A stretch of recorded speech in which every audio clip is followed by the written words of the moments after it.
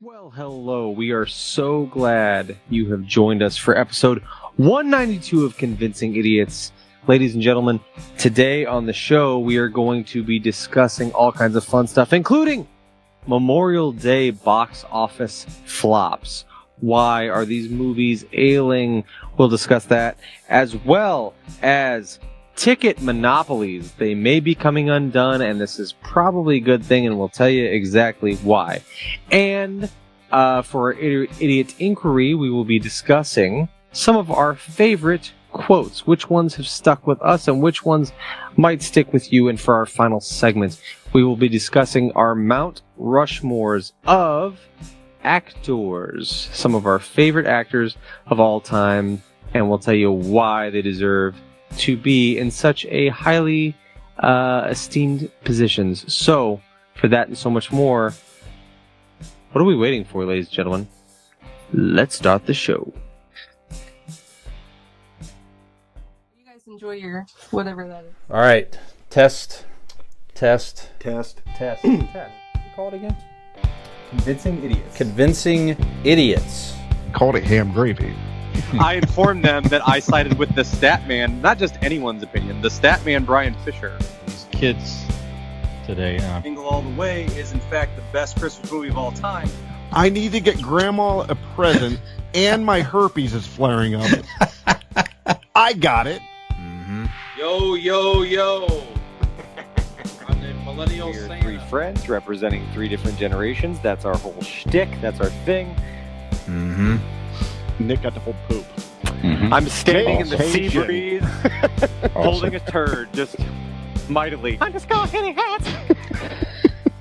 Anyway, on a lighter note, Podcast. Welcome to the vodcast. Welcome to the broadcast.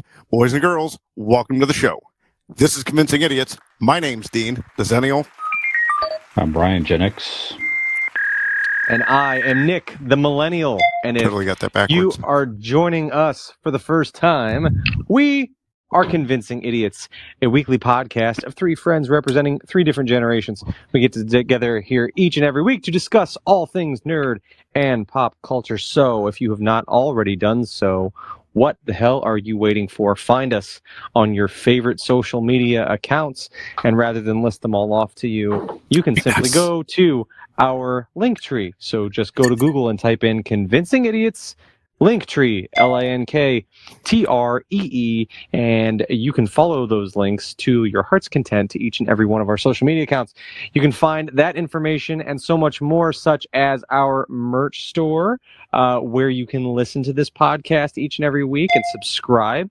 All of that stuff is on our website as well, convincingidiots.wordpress.com.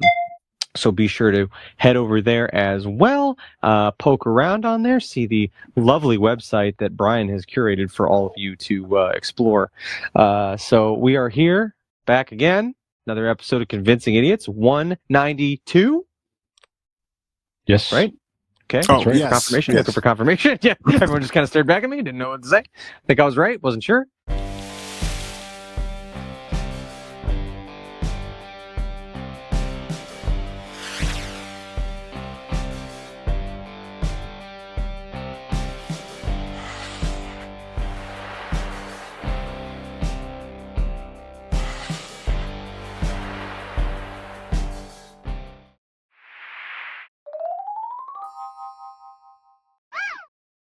So 192. Here we are. Brian, what's new, man? What's new? Getting the place ready for the potential move at some point here. So that's a The big great job. merger of Brian's Yeah, adult life. That's right. That's right. Does this Again, kind of feel like the end of a season or a series finale? Nick, we haven't mentioned, but Nick's saying that he's going to take a little bit of time away from here. Brian's moving. I mean, this is like a TV show, like series finale here. Yeah, we're all growing working up. our way up to it. Yeah. Yeah, it's a long motherfucking running series, man. I tell you that. Mhm. Longer. It's like a 60 minutes type deal. Definitely You know has what I been mean? a fucking comedy. Yeah. Oh, yeah. Comedy of errors. We're here for tragedy. hard-hitting news. Yeah. That's right. Yeah, that's right. That's right. So, my girlfriend and I are talking about getting a place together, so starting to get things in motion. So yeah, stuff that I've had up and around here for many, many years, starting to put away and make the place look more open, and so someone could visualize their own shit up, that type of deal. So if I had less Star Wars on the walls, I could see where some of my memories. It's not to sell the place. Yeah, that's right. Allie's making him take all this stuff down, and he has in fact locked himself in that room. He has not come out in like a week. That's right.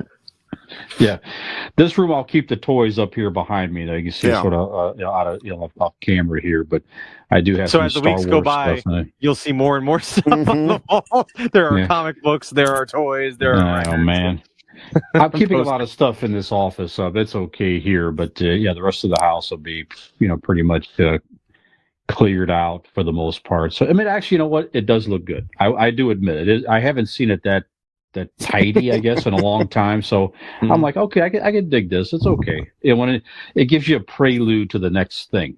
You know what I mean? Yeah. So when we're together, it's just different. It's okay. It's good. As long as I have a little space somewhere, wherever I'm at. Do you want to tell the story? Fine. How about you woke up, you got drunk and you woke up and thought an adult had come in and robbed your house? Right, exactly. Put all their stuff in? That's right. That's right. Anyway, so that's the big thing here. And then nice weekend around that. So I did have a impromptu backyard movie night on you did. Saturday. So that was Saturday or Friday? Friday? Saturday. Saturday. Yeah, Saturday evening. So that was nice. Dean and Megan made it. Friends of Cooper's made it. John made it over. So that was fun. And then Memorial Day was this past Monday. So nice holiday little cookout. Mom and Allie came over, hung out, relaxed. That was a nice day as well. So busy week at work, and here we are. All right. So here we are. Yep. Dean, how are you, sir? I'm not fucking well, man. Your place is starting to look like an adult. Nick's leaving me. I broke my goddamn toe. Why'd you break your toe? Well, it's not something I chose, looked down and said, I hate you, and I broke the little piggy. No, I was, all right, here's what I would have done. I've seen your toes. I just first snap of all, them off one by one. I used to have beautiful feet, sir. No, I was cleaning the ceiling fan.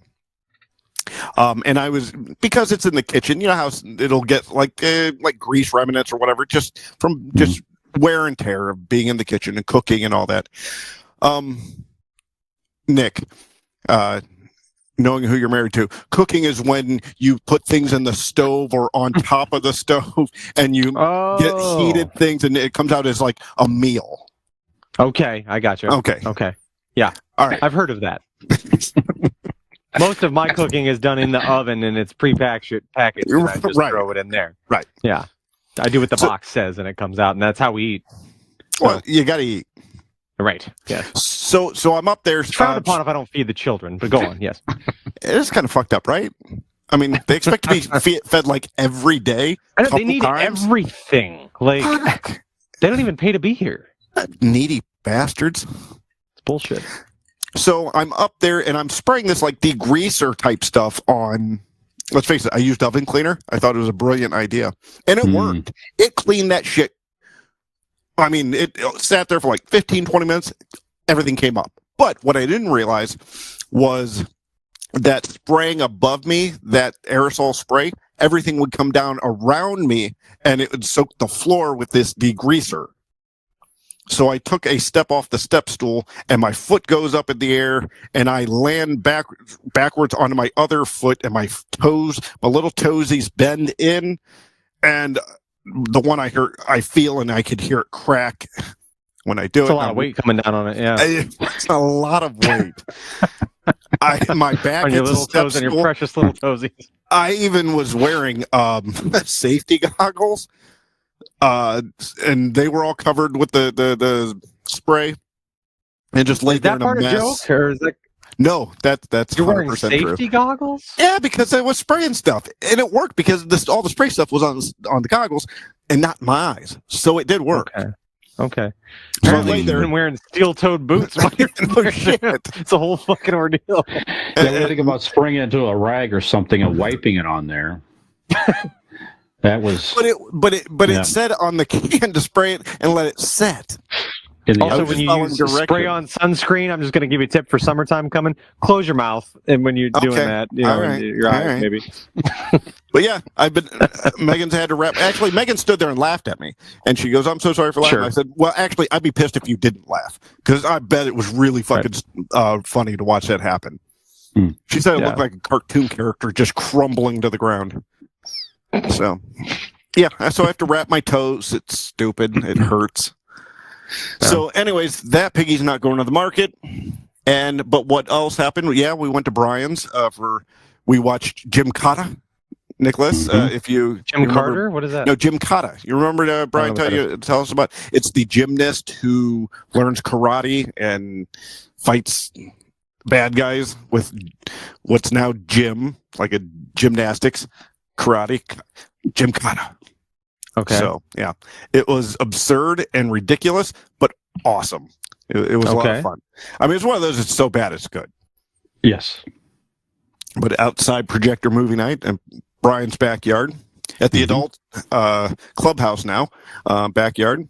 So that was fun. And then finally, you guys came to Carter's championship baseball game. Yes. To watch him and his witness greatness. Him and his fellow Indians, the name of the team, not the players playing with him, but the Indians won their championship, and so yeah, it was good for them. All the kids played hard, trained hard. It was good. It was a lot of fun to watch that. I was very proud of him and all those kids. Yep. Good game. So other than that, actually today we just got back from Nora's softball game. Got 3 hits. You should see her. Very good. She win a championship? Not yet. She's working towards it. All right. She's working towards it. Hitting that ball like she does. Rocking it out. So that's what's happening in my neck of the woods. Nikolai, we haven't seen you in a minute. Yeah, I was off last week because we went to the. I've talked about it in past episodes, and you guys are aware of it from last year and stuff. But Destination Imagination Globals tournament was in Kansas City again. So Lane's team placed high enough at states to where they were able to go to Globals, and it was a fantastic time, a lot of fun. Lane's team actually finished 4th place overall at Globals in the middle school category in engineering. Cool. So pretty cool. There are teams from Ukraine, China, Guatemala, Mexico, Canada. There's all over the world. And like I said, if anyone's listening from last year, we talked a little bit about it, but there was they do a lot of pin trading and things like that. Each state in the country or school district sometimes will have their own little personal pins that they make, and they're special, destination imagination pins, and they trade with one another, so it gets them kind of networking with one another and meeting kids from all over the world. So it is a very cool thing. We really enjoy Destination Imagination. It's been really cool, and both kids had a lot of fun. It was crazy busy. We took a charter bus, all the families and all the teams and stuff like that took a charter bus, so it's like 10-11 hours depending on how many stops you make from here to Kansas City. And we got let's see, it was about 3 in the morning. We made a stop at a rest stop, and then we get back on the bus, start again, and then we're pulling over again before you know it. And turns out something was overheating, or there was a belt or whatever with the. Long story short, we spent an additional 4.5 hours in a truck stop travel lodge in Effingham. Effingham, I don't even remember, Illinois, I think it was. Perfect name.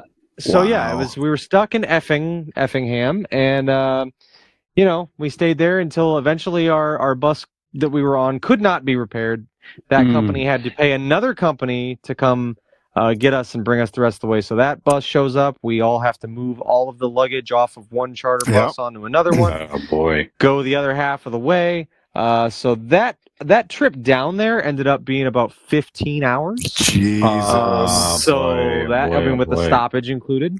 Wow. So All right, that was rough. That was a little rough. Uh-huh. Last year when we got there, we got to check in the hotel and maybe take a little nap for a couple hours and then go to, opening ceremonies and stuff. But none of that this year. We were basically, right to it. And then to boot, we get to the hotel and not all the rooms are ready. So we had to put our stuff in somebody else's room until we went down there and bitched and got a room ready.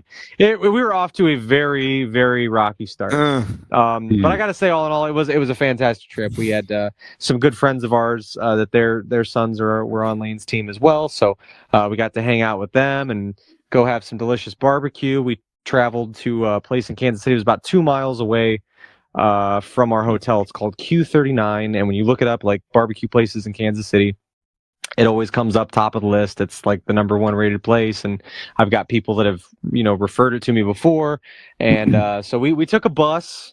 That was a whole excursion. Got out one day, and after the day that they performed, we with this other couple and their family, we wait for 45 minutes at a bus stop because we had to wait for the exact bus going to where we needed it to go. So we got on that bus, and all of us were about ready to quit on this bus, except the other dad, my buddy Shane. He relentless. He was like, no. He's like, I have heard so much about this place. He goes, you guys can go back if you want. I'm going to get barbecue. And I was like, all right. Because if he goes without us, like I'll be upset if he actually gets there, and I don't 2 years in a row I missed this place. So we held out. We got the bus. The bus took us out of the 2 miles, like a mile and a half closer. And then we got off on one of the stops. We had to walk the other half mile, but it was bad. Then we get to the restaurant. It's Saturday night. Wait another 45 minutes for a table. But when we finally did sit down at 8 o'clock and have food, chef's kiss. It was worth it was the best barbecue I've ever had in my life. It was fucking fantastic. We had a nice little patio seat with our families out there and stuff, and it was really cool. So that was one of the highlights of the trip. And then what we probably should have done all along, I took a lift back to the hotel. It cost me like $9. A little over 10 with tip. And it was 10 minutes. It was a 10-minute drive. A lovely gentleman by the name of Steve came and picked us up. And Steve, our Lyft driver, took us back to the hotel, and it was much simpler. But good time all around. And then obviously, Lane's team, they finished fourth.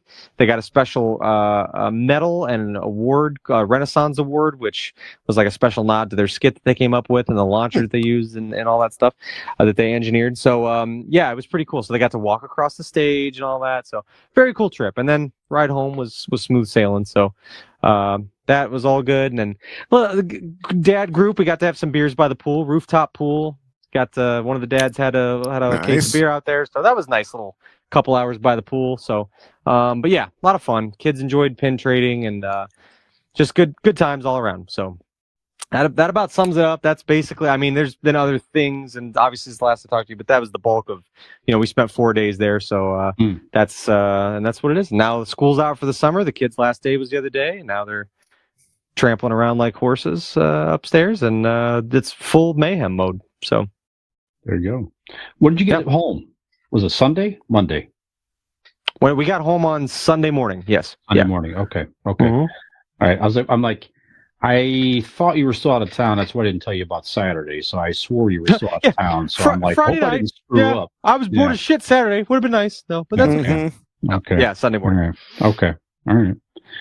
Well, Nick, you want to mention your summer schedule here too, sir, while we're talking with you?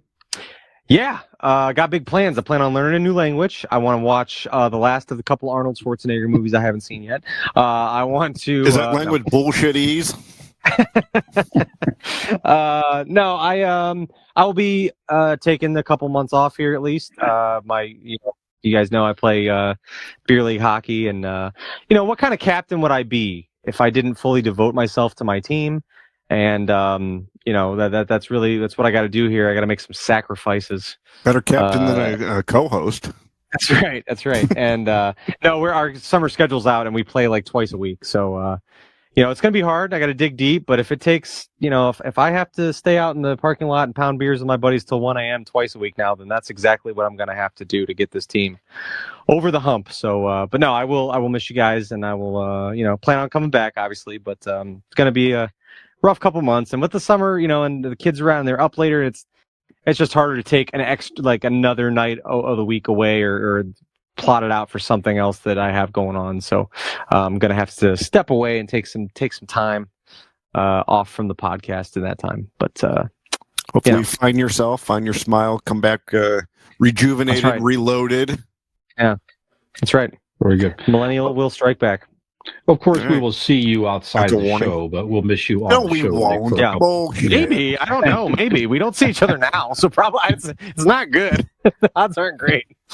He keeps saying no to everything we invite him to. So I mean, Well, I don't get invited to shit. We'll continue to make an effort. You I might just wanna- said he didn't invite me. you might want to check with your wife because she keeps turning it down. She's sabotaging me.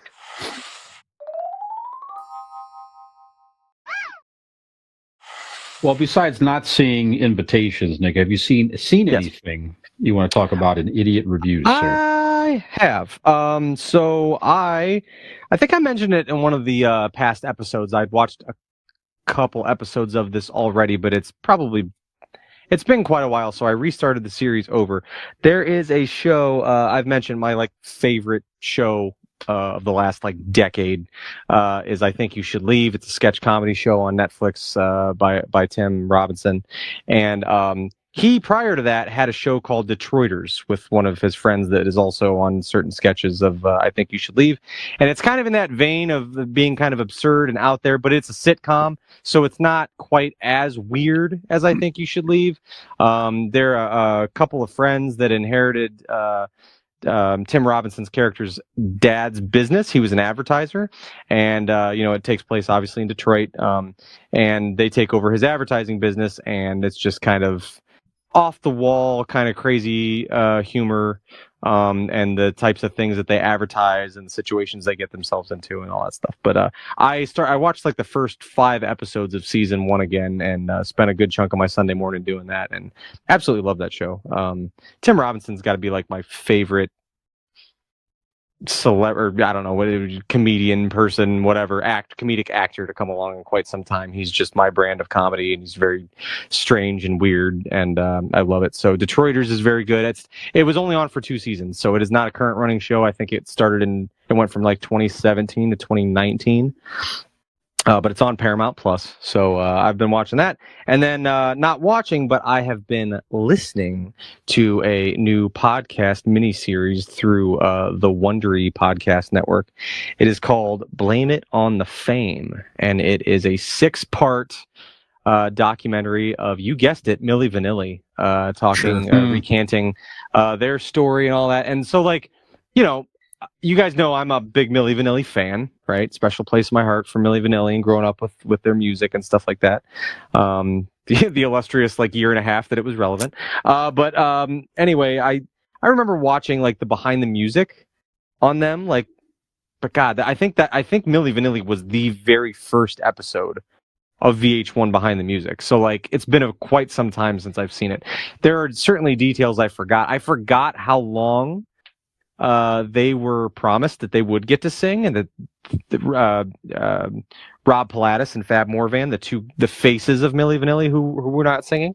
I forgot how long, what a big deal it was that they were led to believe they were going to sing, but just for right now, we're just going to have you dance. We're just going to shoot the videos, and we're going to lay this down, and you'll get to sing. And then it turned into, well, not this album, but the next album you get to sing. And this guy, Frank Farian, who was the mastermind of Milli Vanilli, is such a sack of shit. It's crazy. I forgot a lot of the details, and you just can't help but feel bad for those guys, all they went through. And I mean, obviously they, never recovered. One is passed away back in 97 or 98, and then Fab Morvan, who's still out there and tries to sing and tries whatever, but he's never gonna. You're never going to know his name other than the guy that used to be in Milli Vanilli. It's just, it's sad. And you I can see from Dean's face, you wouldn't know his name even now and know that he wasn't Milli Vanilli. But I know that because I'm a super fan. It would be best if he just went around telling everybody he was Vanilli.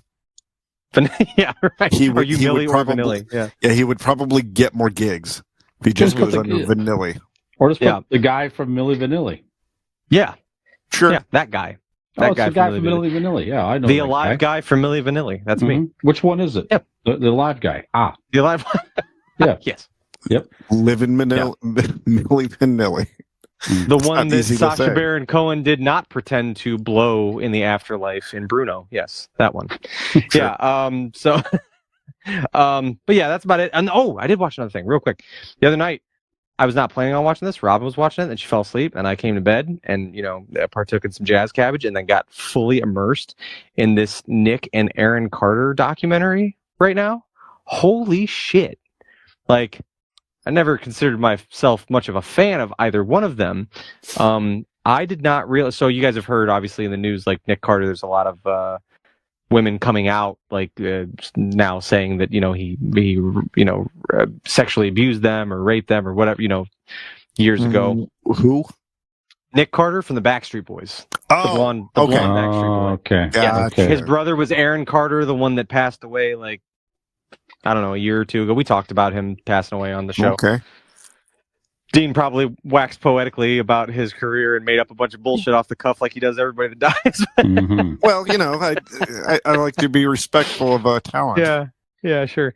But I didn't realize how crazy that shit got. Anyway, their relationship was very tumultuous, and Aaron Carter had mental health and abuse, drug abuse struggles and things like that. So it got pretty out of control. I didn't really realize all the facets of it, but anyway, that's wild. If you want to just watch kind of like a car wreck, like a celebrity real life like car wreck kind of thing, check out that. I forget what it's called. Carter something. Just look up Nick and Aaron Carter. It's a documentary that's out there, and it's I want to see a real just celebrity car wreck. it's Have you seen the insane. James Dean documentary? Did he die of a car? I did not know that. He did. I did a car.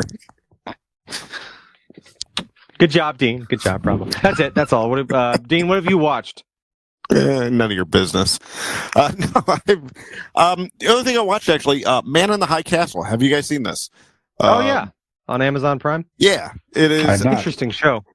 It takes place in the 1960s, but the premise is, what if the U.S. and the Allied forces would have lost World War II? Oh, okay. I've heard of it. Yeah. Mhm. So the Third Reich Nazis take over the majority of the U.S. So it's under Nazi rule. Hitler's He still read alive. my diary, by the way, and stole my dream world. But whatever. Sure. He's not leaving. He's getting canceled.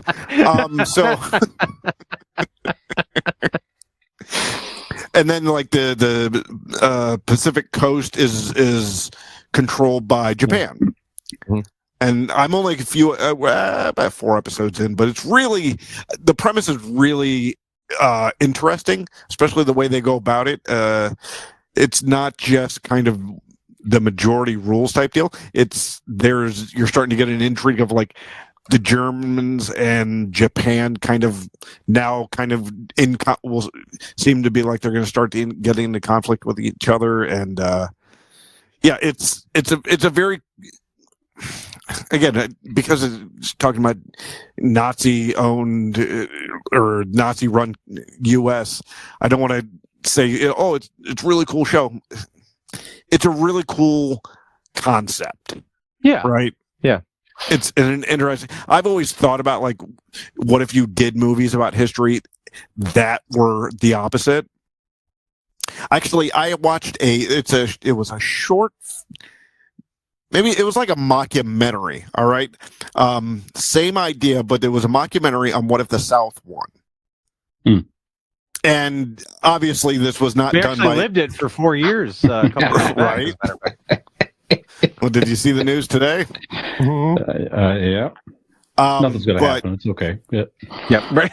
But the documentary was if the South won, and the people who made it obviously were not trying to make this would have been a good thing. Like, it was made everything look, really poorly, let's say. But yeah, the concept's good. Man in the High Castle, highly recommend it. I'm looking forward to watching more. That's the only thing I've watched because I've been so busy breaking stuff and watching baseball. Very good. Brian, what about you? I have been watching actually a lot of NBA basketball, so there's some good playoff series that's been going. Now Boston swept the Pacers, the Celtics swept the Pacers, but some of the games were close. I mean, it was some good games there, and then the Mavericks and the Wolves are playing. Now the Mavericks are up 3-1, but so you get some close games there as well. So it's intriguing. So it's looking like it's going to be Dallas and Boston in the finals. Dallas and Minnesota's playing this evening. But I've enjoyed. I haven't really sat down and watched a lot of basketball all season. Even though the Cavs had a good season and everything, so it's been nice to catch a few games. And then I've still been working through X-Men '97. So I'm trying to finish that up on Disney Plus. Good series. I'm enjoying that. And then, as Dean already mentioned, the Backyard Movie Night, Jim Cotter, one of my favorite bad movies of all time. It was on cable when I was a kid. It was one of those movies where it came on and you just sort of watched it because it was so crazy, nuts, ridiculous. What was the other movie we watched? The second one. It was we watched one of my favorite Arnold Schwarzenegger movies of all time, The Running Man. Yeah, that was good. I hadn't seen that in a while. Yeah, you didn't invite me to movie night and then you watch an Arnold Schwarzenegger movie without me. Unfucking believable. I'm happy to watch it anytime. We'll watch another one. That's perfectly fine. That's the one they're gonna reboot that movie soon. Yep, but it was on AMC the next day. That's one of the ones on my summer list. The Running Man. Yeah. Okay. Yeah, just great, goofy, fun. Richard Dawson's fun in this movie. Yeah, Jim Brown, Jesse the Body Ventura. It's just nutty. It's an interesting premise, but again, we've talked about this before, probably in a Schwarzenegger movie, something like that. But the premise is not so far off to where you can't envision criminals someday and they're trying to escape. I don't know, but anyways, it was fun. That's it. I really haven't watched anything else over the past week here with a busy schedule and everything else. So that's all. They really called it on the future having reality TV like that. The only thing they got wrong, I guess, was it being live where they couldn't edit the fuck out of it. Right. But if it wasn't live, the ending couldn't have worked. But I think one of the best things about that movie is that one of the prizes they gave away was the Running Man home game, right? Which I'm super intrigued. What was the Running Man home game all about? I mean, did you have to identify some friends and you had to, they had to get away, or you'd kill them? Exactly what was going on with the Running Man home game version. Friendly murdering at home. Interested. Yeah. I demand to know. So that's the sequel, maybe. Yeah. Like a little Jumanji meets Running Man. There you go. That's not bad. I like that. All right. Well, we're going to combine two movies to make a power movie. I like that. That's a good topic sometime. Yeah. I like that. Yeah, that's good. And then just explain the premise. Mm-hmm. Okay. That's good. Yeah, we'll put that on the list. All right.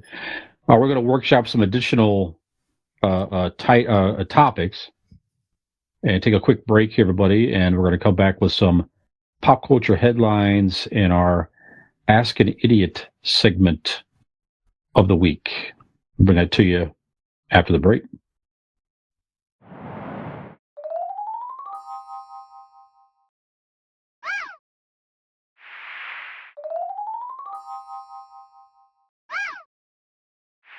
Four, three. Arby's. We have the meat. Right. Welcome back to Convincing Idiots. We have a meaty not funny part of it. Yeah. That's right. Segment 2, pop culture headlines. Well, since it's Nick's last episode for a brief period here. No. With a good time.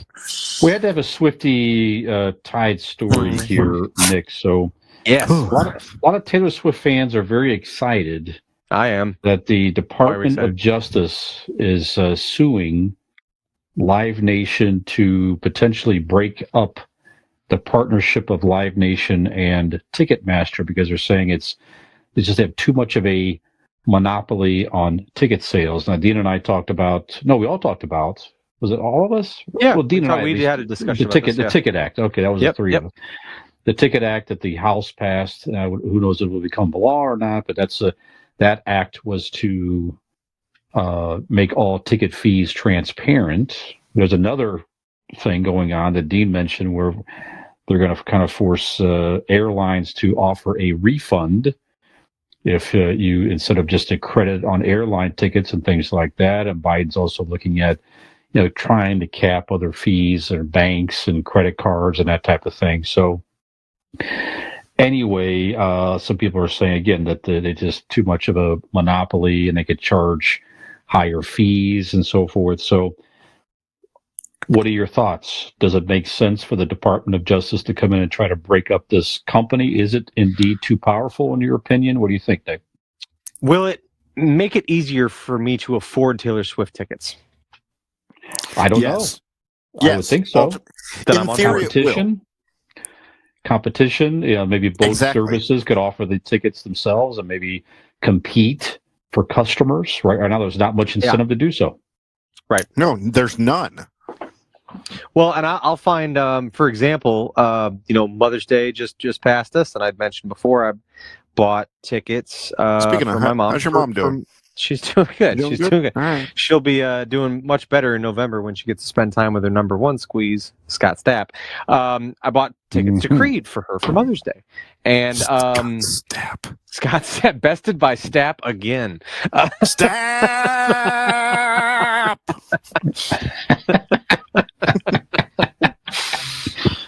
Just when you think you're at the top, he's always higher.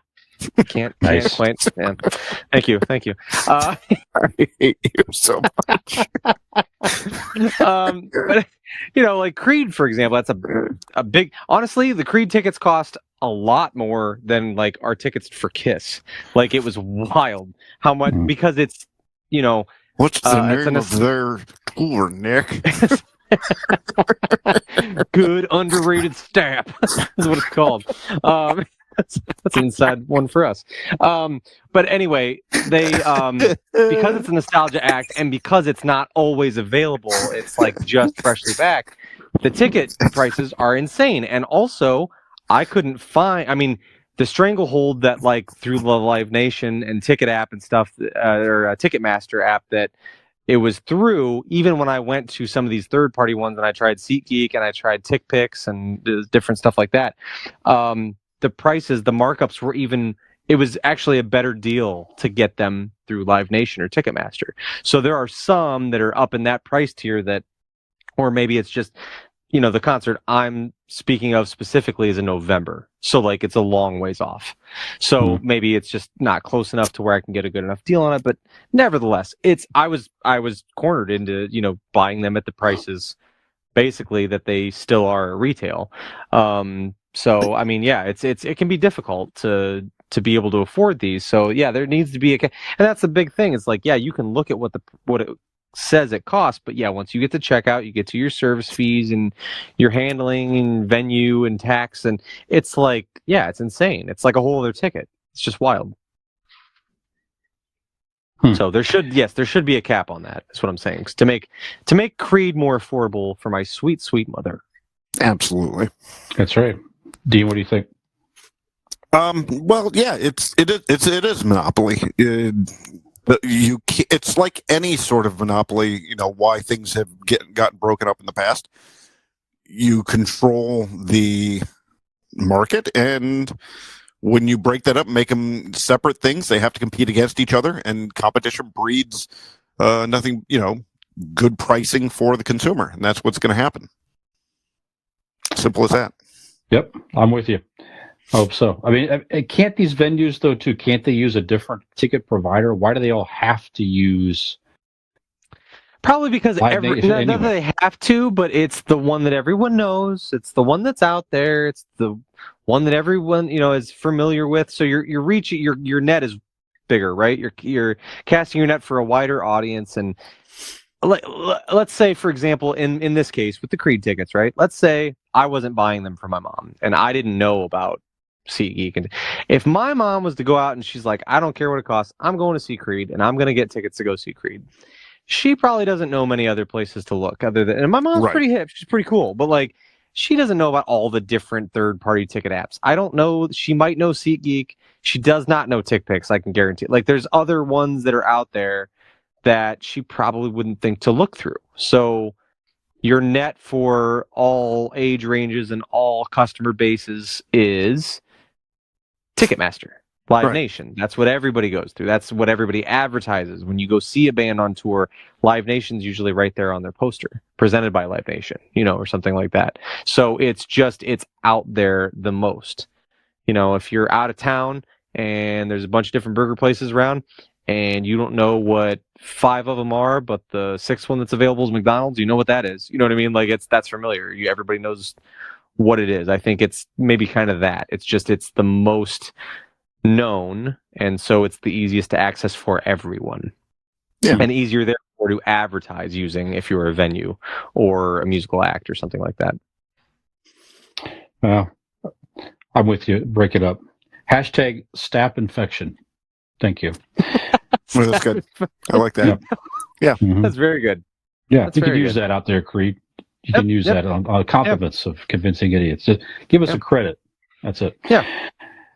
The Dune 2 popcorn bucket made some collectible popcorn bucket made a lot of social media news earlier this year where it kind of looked like, you might recall, look it up if you can't remember, you're literally reaching your hand into like a sandworm mouth. It was a very strange bucket, and because of social media, it really became very popular and hard to find here. It looked like a butthole.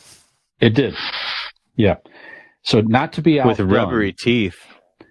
Have you seen the way I like my butthole? Now this is purposely goofy, over the top, to promote the Wolverine Deadpool movie. Have you seen any pending? It looks like a real thing. I read about it. I didn't get to see the picture.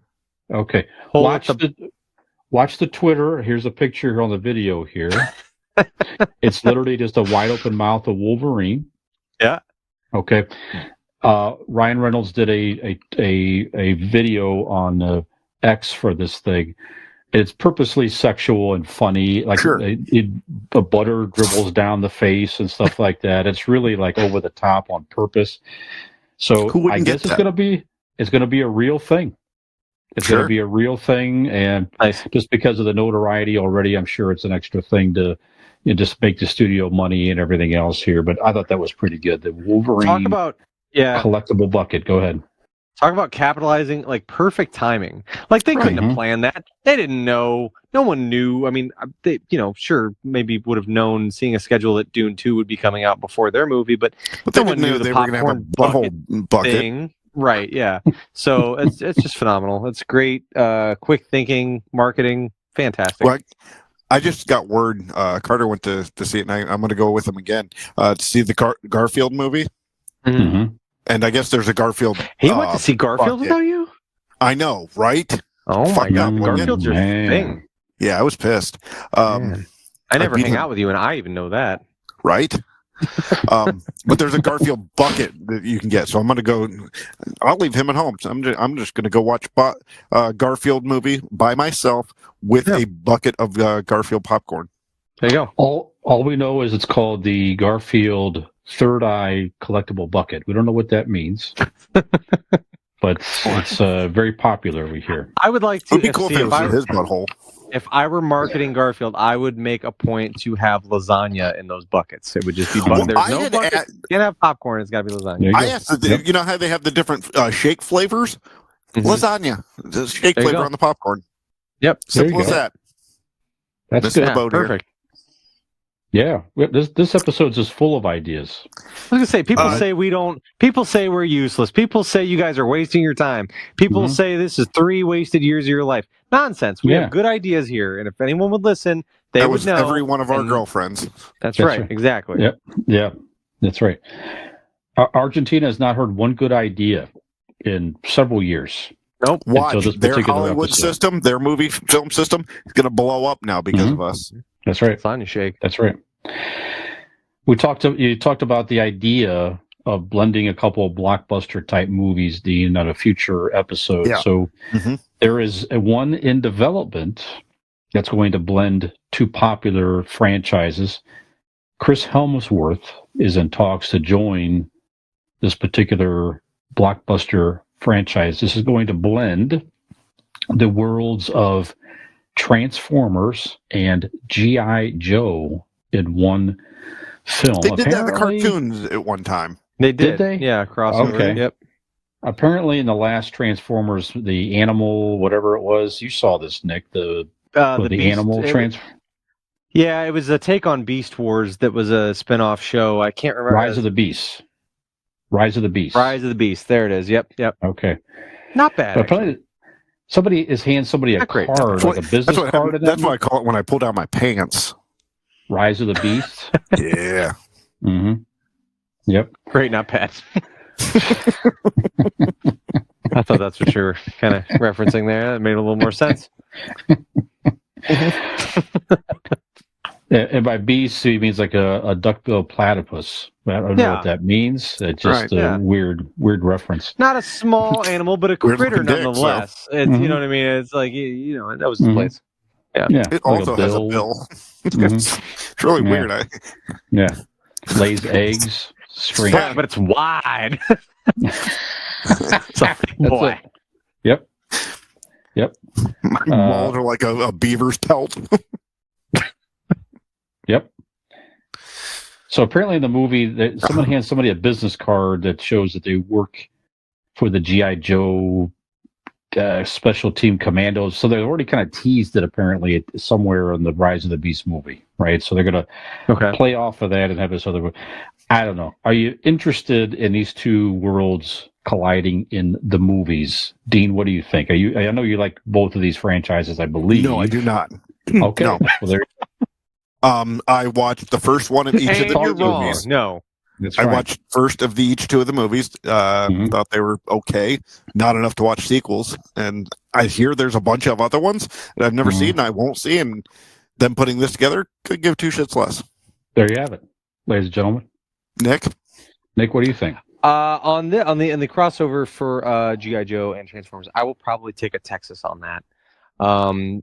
Because the first Transformers movie, neither of you asked what a Texas was, and it's really upsetting because it's really A Texas? a Texas. I'll take a Texas on it, and What that is would that? be I El would- Paso. see, I like it. I got the context. That's why I didn't I like ask. I like it. Yeah. No, That's good.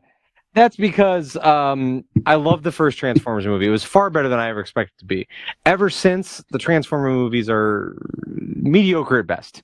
They're Yeah. entertaining to a level, right? But you're getting the same thing every time. It's Right. the same just formula. described this It's not podcast. going to blow you It's very away. It just is. And that's Mhm. fine. If you're looking for mindless action robot thing for 2 hours, that's that. G.I. Joe, I have probably, if we can go below zero interest, I was never a fan of, like, I didn't watch the cartoon. I'm not a Mr. Army guy. Like, there's nothing appealing about G.I. Joe franchise. If they cast Arnold Schwarzenegger in the lead, I might be inclined to go check it out. But, like, other than that, I'm not a G.I. Joe guy. So for me, it's going to be a hard pass. But I wish them well. It would be nice to see something get the Transformers. It would be great to see it do really well and be really fantastic and see like the first big successful Transformers movie in a while. Yeah. And see G.I. Joe have something, because I don't think that movie that they did very, wasn't like, was Brendan No. Fraser in it? They made somebody- a it was- couple of them. Well, The Rock was in one of them, I think. Okay. Was Bruce Willis in it? Am I thinking incorrectly? Yeah, Bruce Willis is in one of them. Okay. I don't know how many they've done. I can't imagine more than two. I remember for sure there was one. Bring Go back, ahead. bring back the Expendables, because the last Expendables didn't do very well, and just make them the G.I. Joe. people. Right. I like that. I don't know. So, All Brian, right. what about you? This is your this is probably right in your wheelhouse. I used to watch the cartoon on occasion. It was just a goofy thing. Because that was, this is like mid '80s. So by now I'm like, I'm getting to teenage years, and I was starting to sort of phase out of all that stuff. So I really didn't get super into the Transformer cartoon or I love both. the GI Joe. It was a little bit past me. I didn't have the toys. I had no toys. I had zero. I was past that age where I had Transformer toys and everything. I thought it was cool. And it was now a you're cool really not going to concept. have them because Allie's moving in. If you had toys, Yep. of them, they're gone. Yeah, fuck that. It's over. It's over, Johnny. That's it. No, but it's okay. I don't know. I really haven't been that interested. I didn't watch the last couple Transformer movies. It just really, like you said, the first one was interesting. It was cool to see him on the big screen. It was neat, but like you said, it was just sort of, there's only so much they could do with that universe being on Earth. There was something where they changed it up and it was somewhere else in other worlds or something. That might be something else there, or the Transformers can fight some other type of alien race or something. That might be interesting, but on Earth, they're kind of stuck. It's these giant beings, and the only thing they can fight is what? Other giant beings, really. Right. So there's always some new thing from Cybertron that they didn't know was there, that came here, now they have to fight it again. It's like, I don't know. All right. All right, you got G.I. Joe in 2009, G.I. Joe Rise of Cobra, 2013 G.I. Joe Retaliation, and then they had that, what they were hoping to do, multiple spin-offs. It was Snake Eyes, G.I. Joe Origins in 2021. That's right. Now I'm going to need you to find this out next. This is imperative that you find this out. Was Brendan Fraser in any of them? I feel like I recall Brendan Fraser being in a G.I. Joe movie, and I thought, how random and weird. And I feel like that sticks out to me and the first significantly. Channing Tatum, Joseph Gordon-Levitt, Sienna Miller, Rachel Nichols. That's all the people I know.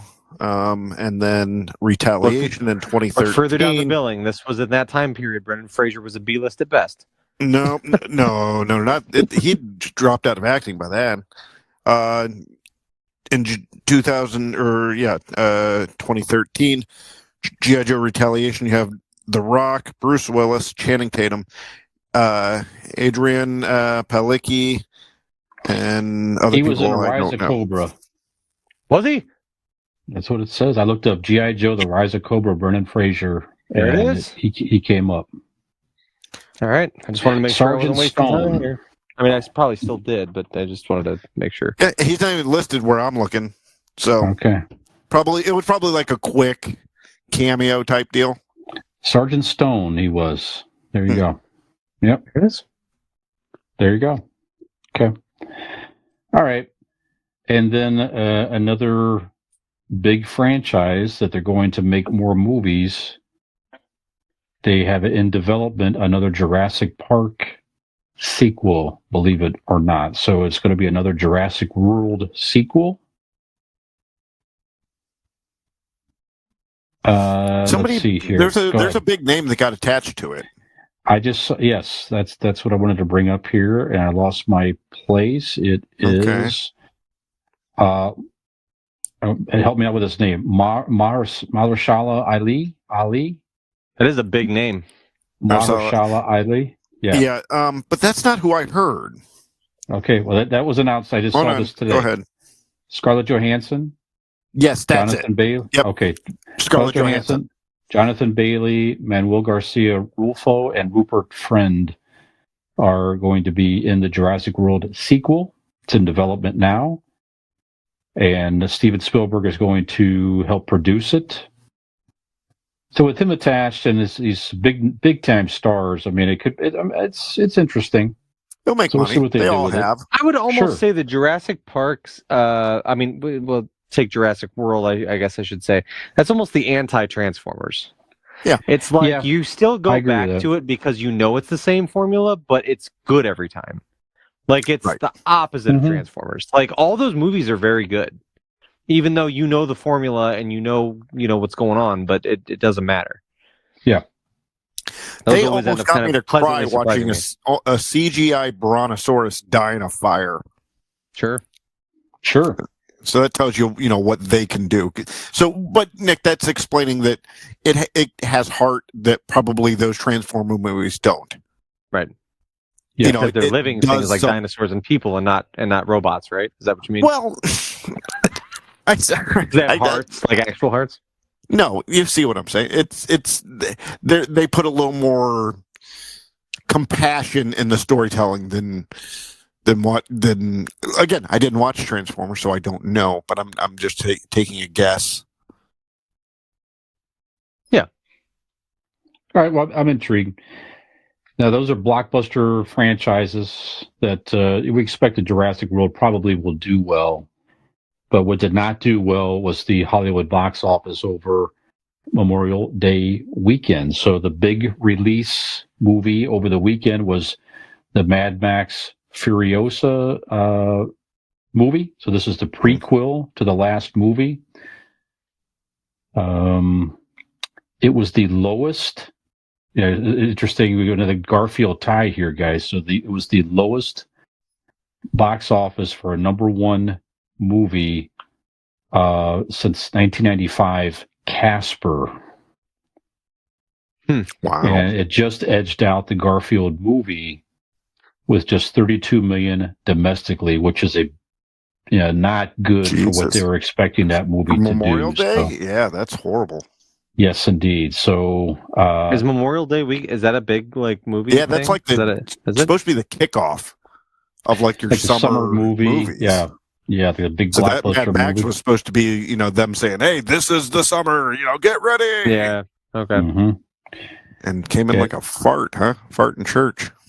It sure did. So The problem with that is the Mad Max franchise big enough to have a spin-off movie and lead the summer blockbuster season? Is that your problem right there? No. Is it the movie? In my opinion, is it the behavior of people, or is it both? No. It's not. I think it's a weak lineup. Yeah, I think it's a week. Yeah, because people have proven what they put the episode 1, Star Wars episode 1, back in the theaters, select theaters, and it made a fucking $1 billion. I mean, maybe not that much, but it made a lot of money for the 25 or 30 year anniversary release. Right. Proving that people will go to the theaters. If you give them something to see, people will go. That's not what they wanted to see. Yeah, I'm tired of this stupid narrative that people just don't want to go. They want to stay home and watch Netflix. No, there's movies that prove that people are willing to go. Yeah. Look at Oppenheimer and Barbie. People flock to the theaters. If you make an event out of it, might take a little more. It might be a little something bigger. Then they need to do better work. Right. But at the same time, though, the small fringe movies that are kind of used to be in theaters to see first, those ones are going straight. They're available streaming right now anyway. They know their place, I feel like. You know what I mean? Yeah, and they're making probably more money, honestly. Yeah, probably. Yeah, Deadpool and Wolverine is going to make a killing. There's no doubt in my mind. That's gonna do well. That's good the buzz. movie this summer. People are going to go see that. Yeah, but like you said, Planet of the Apes, these other movies now, I'm interested to see them. Yeah. That's my movie this summer, and I'm mad I still haven't seen it yet. Which one? Planet of the Apes? Planet of the Apes. That franchise has been incredible. Well, let's go see that. That's something we could all do together if you're interested, because I definitely want to see that one as well. Let me watch the first two first. Well, three. Get three moving. before this one. Oh, jeez. Okay. There's a whole trilogy. This is it comes after that, yeah. This is the fourth one, huh? It is. Yeah. But it's just I don't need to go opening weekend for stuff like a wait around, and I think a lot of people can wait till later. They're more patient, and these movies like that don't have as much hype. Yeah, I think that these choices at home do impact the box office in that respect. It's just not the same anymore. You can't compare it to the day where you want to go see a big movie. You have to go out to the theater to see it, or you're not going to see it at home anytime soon. right? That's we know just different now. But I will go see Wolverine and Deadpool for sure on the big screen. And my mom, when I went to go see The Fall Guy, talked about that. It was just a nice evening out with mom. Do we have to see on the big screen? No. It just we wanted to spend time together, and we had an enjoyable experience. But for the most part, movies aren't the first thing I think about doing necessarily, like I might have in the past. I don't know. Yeah. So I think. Well, it's not Especially with your mom. interactive with. You're going to go with someone and you're going to sit there in silence and watch it. You'll talk about it afterwards, but it's not like going to dinner and having a conversation with your mom. Right. Like you're I going to like go to take and Nick's mom to the movie, but that's just because I have that popcorn bucket with the hole in the bottom of it. Mm-hmm. Sure. Get that Wolverine bucket. Yep. Oh yeah. Get that Wolverine bucket. Yep. That's right. Could be my face as a bucket. There you go. That is a fine one visual I did not need. Get the Zennial Dean collectible Convincing Idiots a bucket, ladies and gentlemen. Check out keep checking the website. Anything in my mouth that you won't. Mm-hmm. Just like we do. In real life. That's right. Well, those are some good quotes there, gentlemen, here. So but Dean also has a good quote question of the week in our Ask an Idiot segment. Dean, you want to describe your question, please, sir? Yes. When people talk about quotes, we've heard them all through life. And my question was simply do you have a favorite quote? Whether it be movie, TV, film, history, doesn't matter. A quote is a quote. Yeah. A quote or some of your favorite quotes? You have some. I wrote down a couple. Okay. Like I'll start. The one that is my go-to in life, kind of a mantra, is you saved a lot of money with your insurance. That's from Aaron Blake. Well, brilliant. A lot of my He is very brilliant. Because Blake Insurance is an Erie insurance agency located right here in Barberton, Ohio. They provide auto, home, renters, and business insurance with honesty, decency, and affordability. Erie Insurance is above all else in service. You want to call 234-571-5359 or visit BlakeInsuranceLLC.com for your free 5-minute quote today. When you do, quote them, that the idiots quoted you or sent you with a quote or a lot get of a quotes quote in a small amount of time. A lot of quotes. Okay, but seriously, gentlemen, well, actually, you can't be more serious than saving money with Aaron Blake and Blake Insurance. But let me start. One of my favorite quotes, Sir Isaac Newton. Sir Isaac Newton said, "If I have seen further than others, it is by standing upon the shoulders of giants." Meaning, those that came before me paved the path, kind of, right? Correct. Yeah. I only was able to do what I did because people came before me. Yeah. So, yeah, I've always enjoyed that quote. Yeah. Do any of you have any quotes that has stuck out to you throughout your life? Nick? Yeah. Go ahead. I was. This one is not necessarily by one person, but is the thinking behind many people. Nike famously said, "Just do it," and I feel like, I mean, honestly, it's like a lot of research on this one, bud. It's decent, right? Just no bullshit. Direct. Just do it. Just fucking do it. Just do it. No, right. my biggest one, or not, I should say biggest, but I was kind of thinking around about some different things, and one of my favorite ones that it's very cliche and it's very famous, but John Lennon once said that life is what happens when you are busy making other plans, and I. As somebody with a young family, I cannot tell you how often that rings true. Sure. You are, when I'm raising kids and, with wife and family, and it's like I am forever constantly looking forward, making plans for something, planning for could be a trip that we're taking. Could be a trip that we're taking. Like right now, we're planning on taking a trip. Could be, doing things, and it's like you're constantly planning. Or I'm planning down the road in the future for my children, for their lives, for what I think it's going to be like. And my ideals of or my ideas of what things will be like, or what things I think I can plan for. But the reality of the situation is life is truly, it just happens to you. You have no control. There's another quote that I heard. This is not a famous quote, but there's a hockey podcast I listen to, and the one guy commonly quotes his grandmother used to always say, "You plan, God laughs," and it's the same type of sentiment.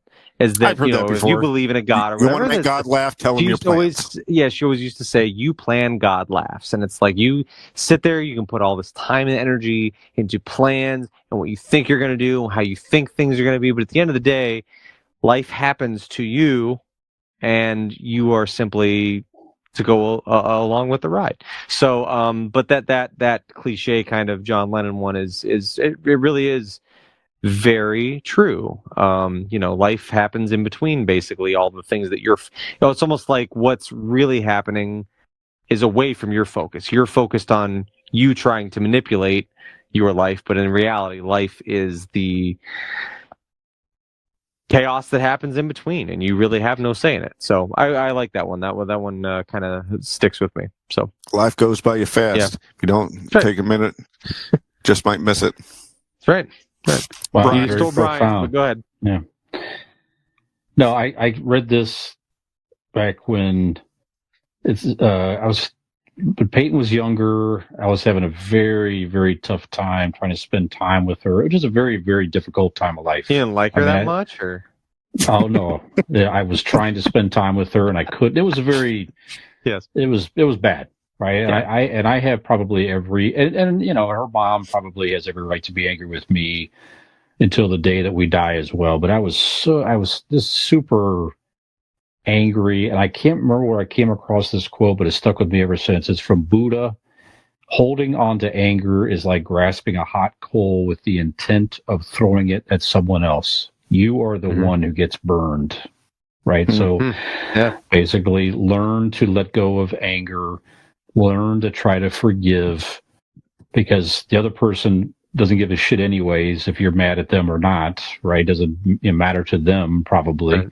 So you're only harming your own mental health and everything else here. So that quote back then was something that made me reflect, and it really was an inspiration for me to help get past all those angry feelings and learn to cope and just move on and deal with the issues, but just to let go of the anger and frustration, right? So, and I try to subscribe to that even today.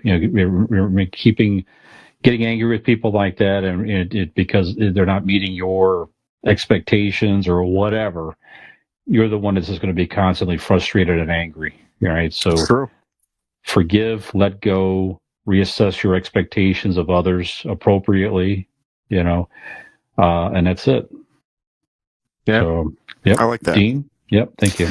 I got one. See, and I quote,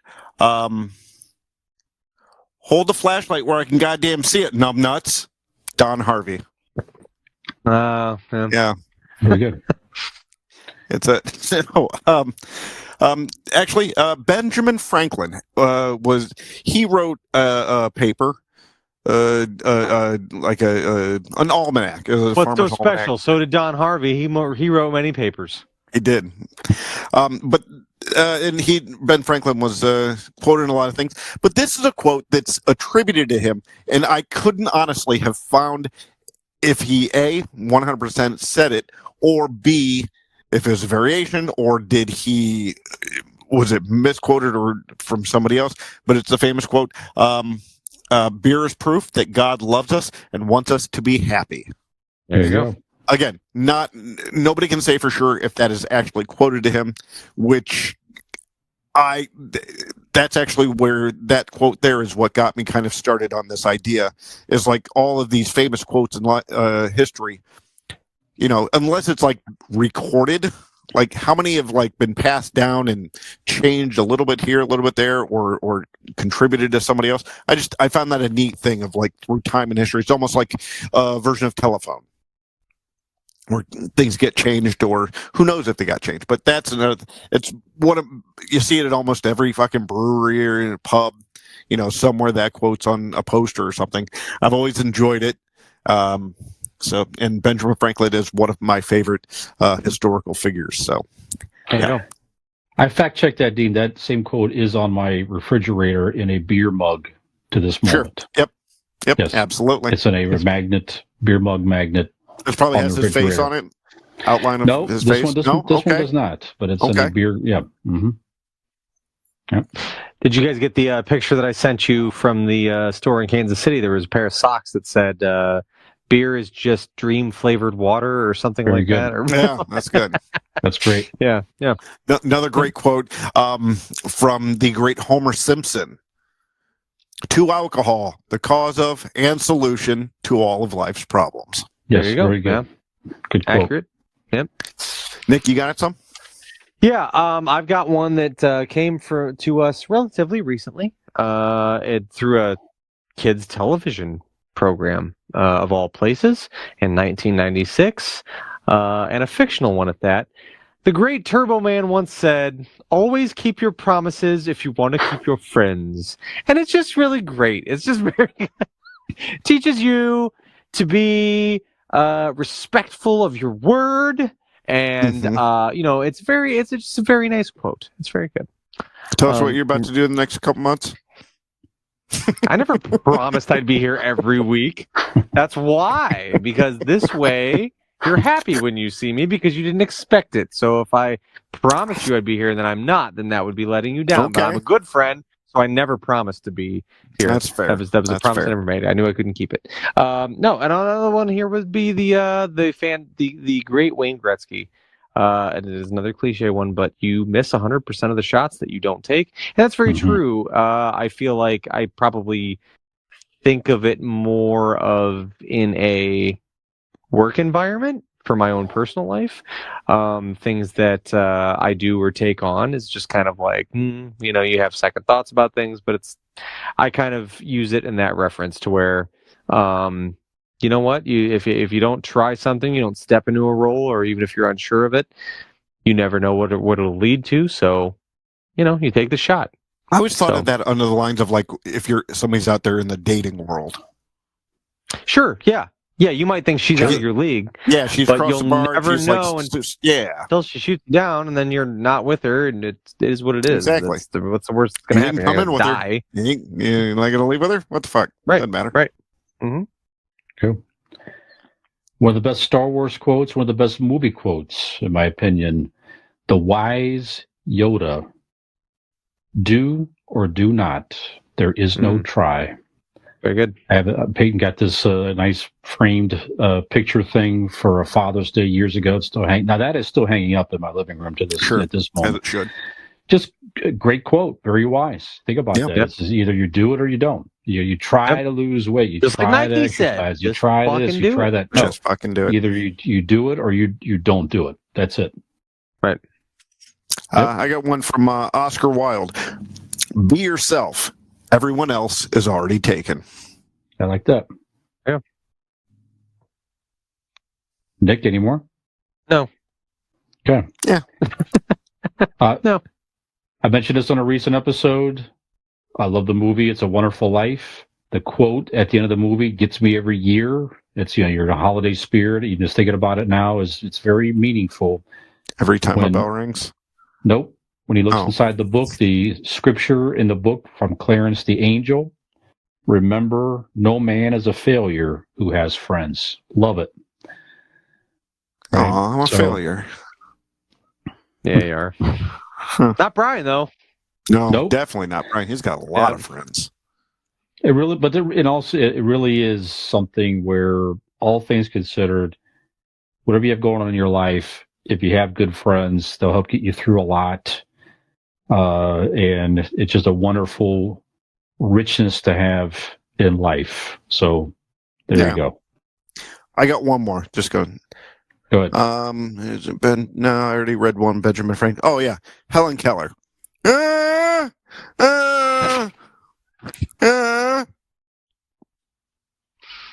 Just for the record, Brian laughed at that, not me. I didn't do that because I'm not saying shit. I didn't laugh at that. I'll actually have one more right off of that. It fits perfectly. Robert Newton Peck. Never pass up an opportunity to keep your mouth shut. With that. A fine way to end the segment. Oh, I Go do ahead. have one more. I do have Go one ahead. more. One of my favorite vocalists / poets of all time, Gord Downey of the Tragically Hip, grew up with his father telling him that God gave you 2 ears and 1 mouth for a reason. You should always listen twice as much as you talk. And I think that is incredible advice. So that was a fantastic quote. So thank you for reminding me of that. Very good. All right. Good quotes to end the segment, gentlemen. We're going to take a break, and we're going to come back with our main segment this evening. A very simple topic. Can't believe we haven't done it. We've done variations of it, but we haven't done it. And we're going to tell you what that is. Dick sizes. Could be. It's a very short segment. Thank you very much. My small penis.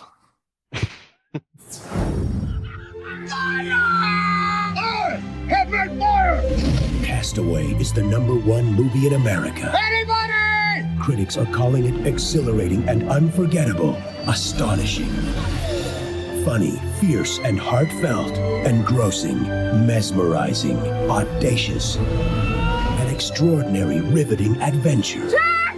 Unforgettably gripping. Tomorrow the sun will rise. Castaway, rated PG-13, now playing.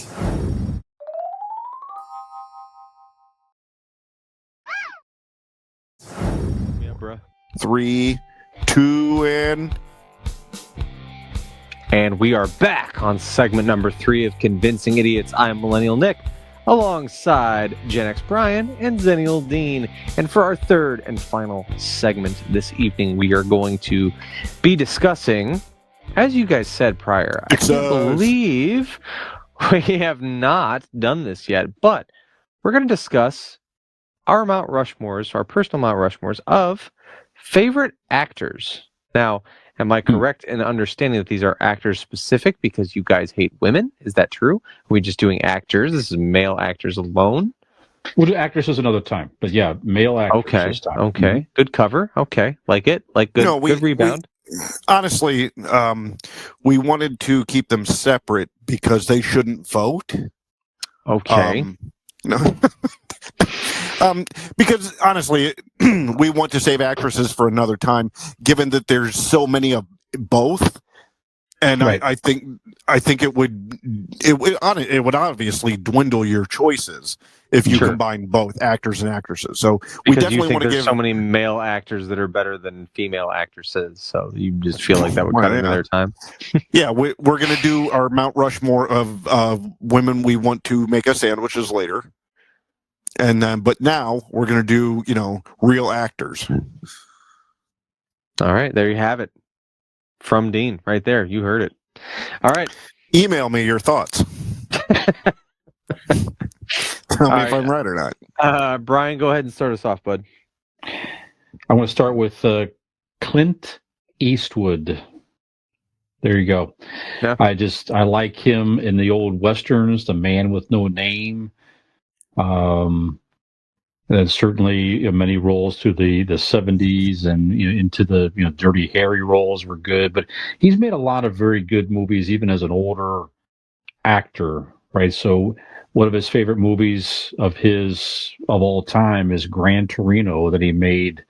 Gosh, Yeah. he was in his 80s, I believe, when he made that movie. So That's a great movie. That's honestly, is. and I mean, that's the primary role I think I've seen Clint Eastwood in. I didn't grow up with westerns. I didn't know, like, I haven't seen his old movies. I know of Clint Eastwood because of the, his cultural presence.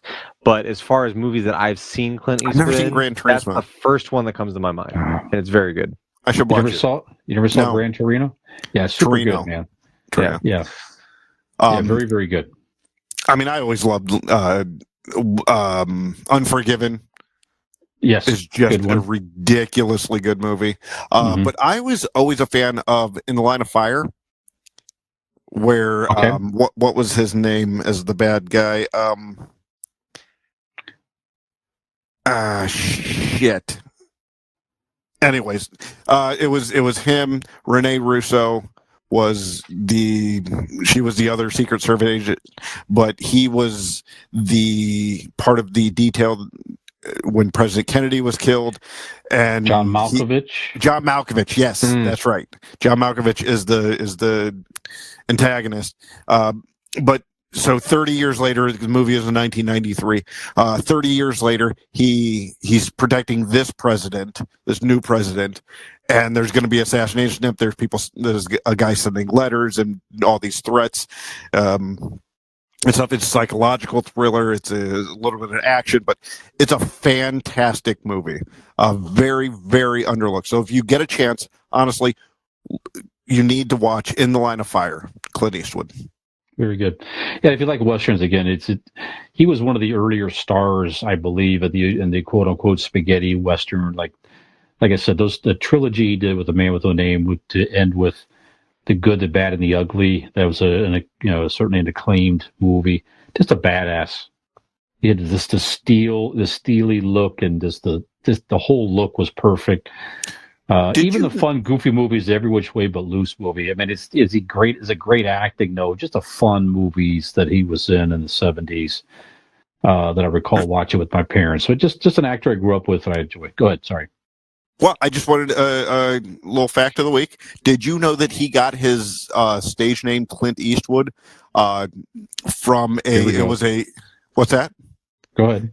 Yeah, it was from this it wasn't a cowboy, but it was a guy from Hill Valley.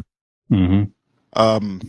Yep. Back in the Old West, he came into town and beat Buford Tanner, I believe. Right. I think as the story goes. But yeah, so he stole the name. That's right. Whole weird time warp thing. It was a weird time. Yeah. It's a Back to the Future reference, Nick. I was going to say, you think you're having a weird time. I have no idea what the fuck's happening right now. Marty McFly used the name Clint Eastwood and just made the name up on the fly when he went back in time to the Old West because no one knew who he was. He just thought it was the first guy that came to his mind. Anyway. Okay. All right. Who's next? Interesting. I'll speak now. I have Kurt Russell on my my first entry of Mount Rushmore. Kurt Russell's been in a ton of iconic films, from Santa Claus to being great in The Thing, and portrayed Herb Brooks in Miracle. He's just been in Tombstone, Escape from New York and L.A. and all that stuff. Just fantastic. I love Kurt Russell in everything I've ever seen him in. And he also, it doesn't hurt that I heard he has an ego. He has a fundamentally likable factor to him. What's that? I said I heard he has an ego. Guardians of the Galaxy reference. Okay. Yeah. There you go. Yeah. His name was Ego. Yeah, right. Yep. A lot of editing in this episode. Yeah, Fuck you. Yeah. Oh, I'm sorry. We've just lost Dean's connection. He must have cut out. That's terrible. Well, everyone we do. All right. Yes. Kurt Russell. So for me, next. Good. Yes. My next one is probably not my number one. Paul Giamatti. Sure. Okay. Paul Giamatti is such a great character actor, but there's been movies he's held on his own, like The Holdovers, this past year's movie.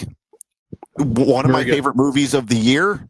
I learned of him, as most everybody did, in Private Parts as Pig Vomit.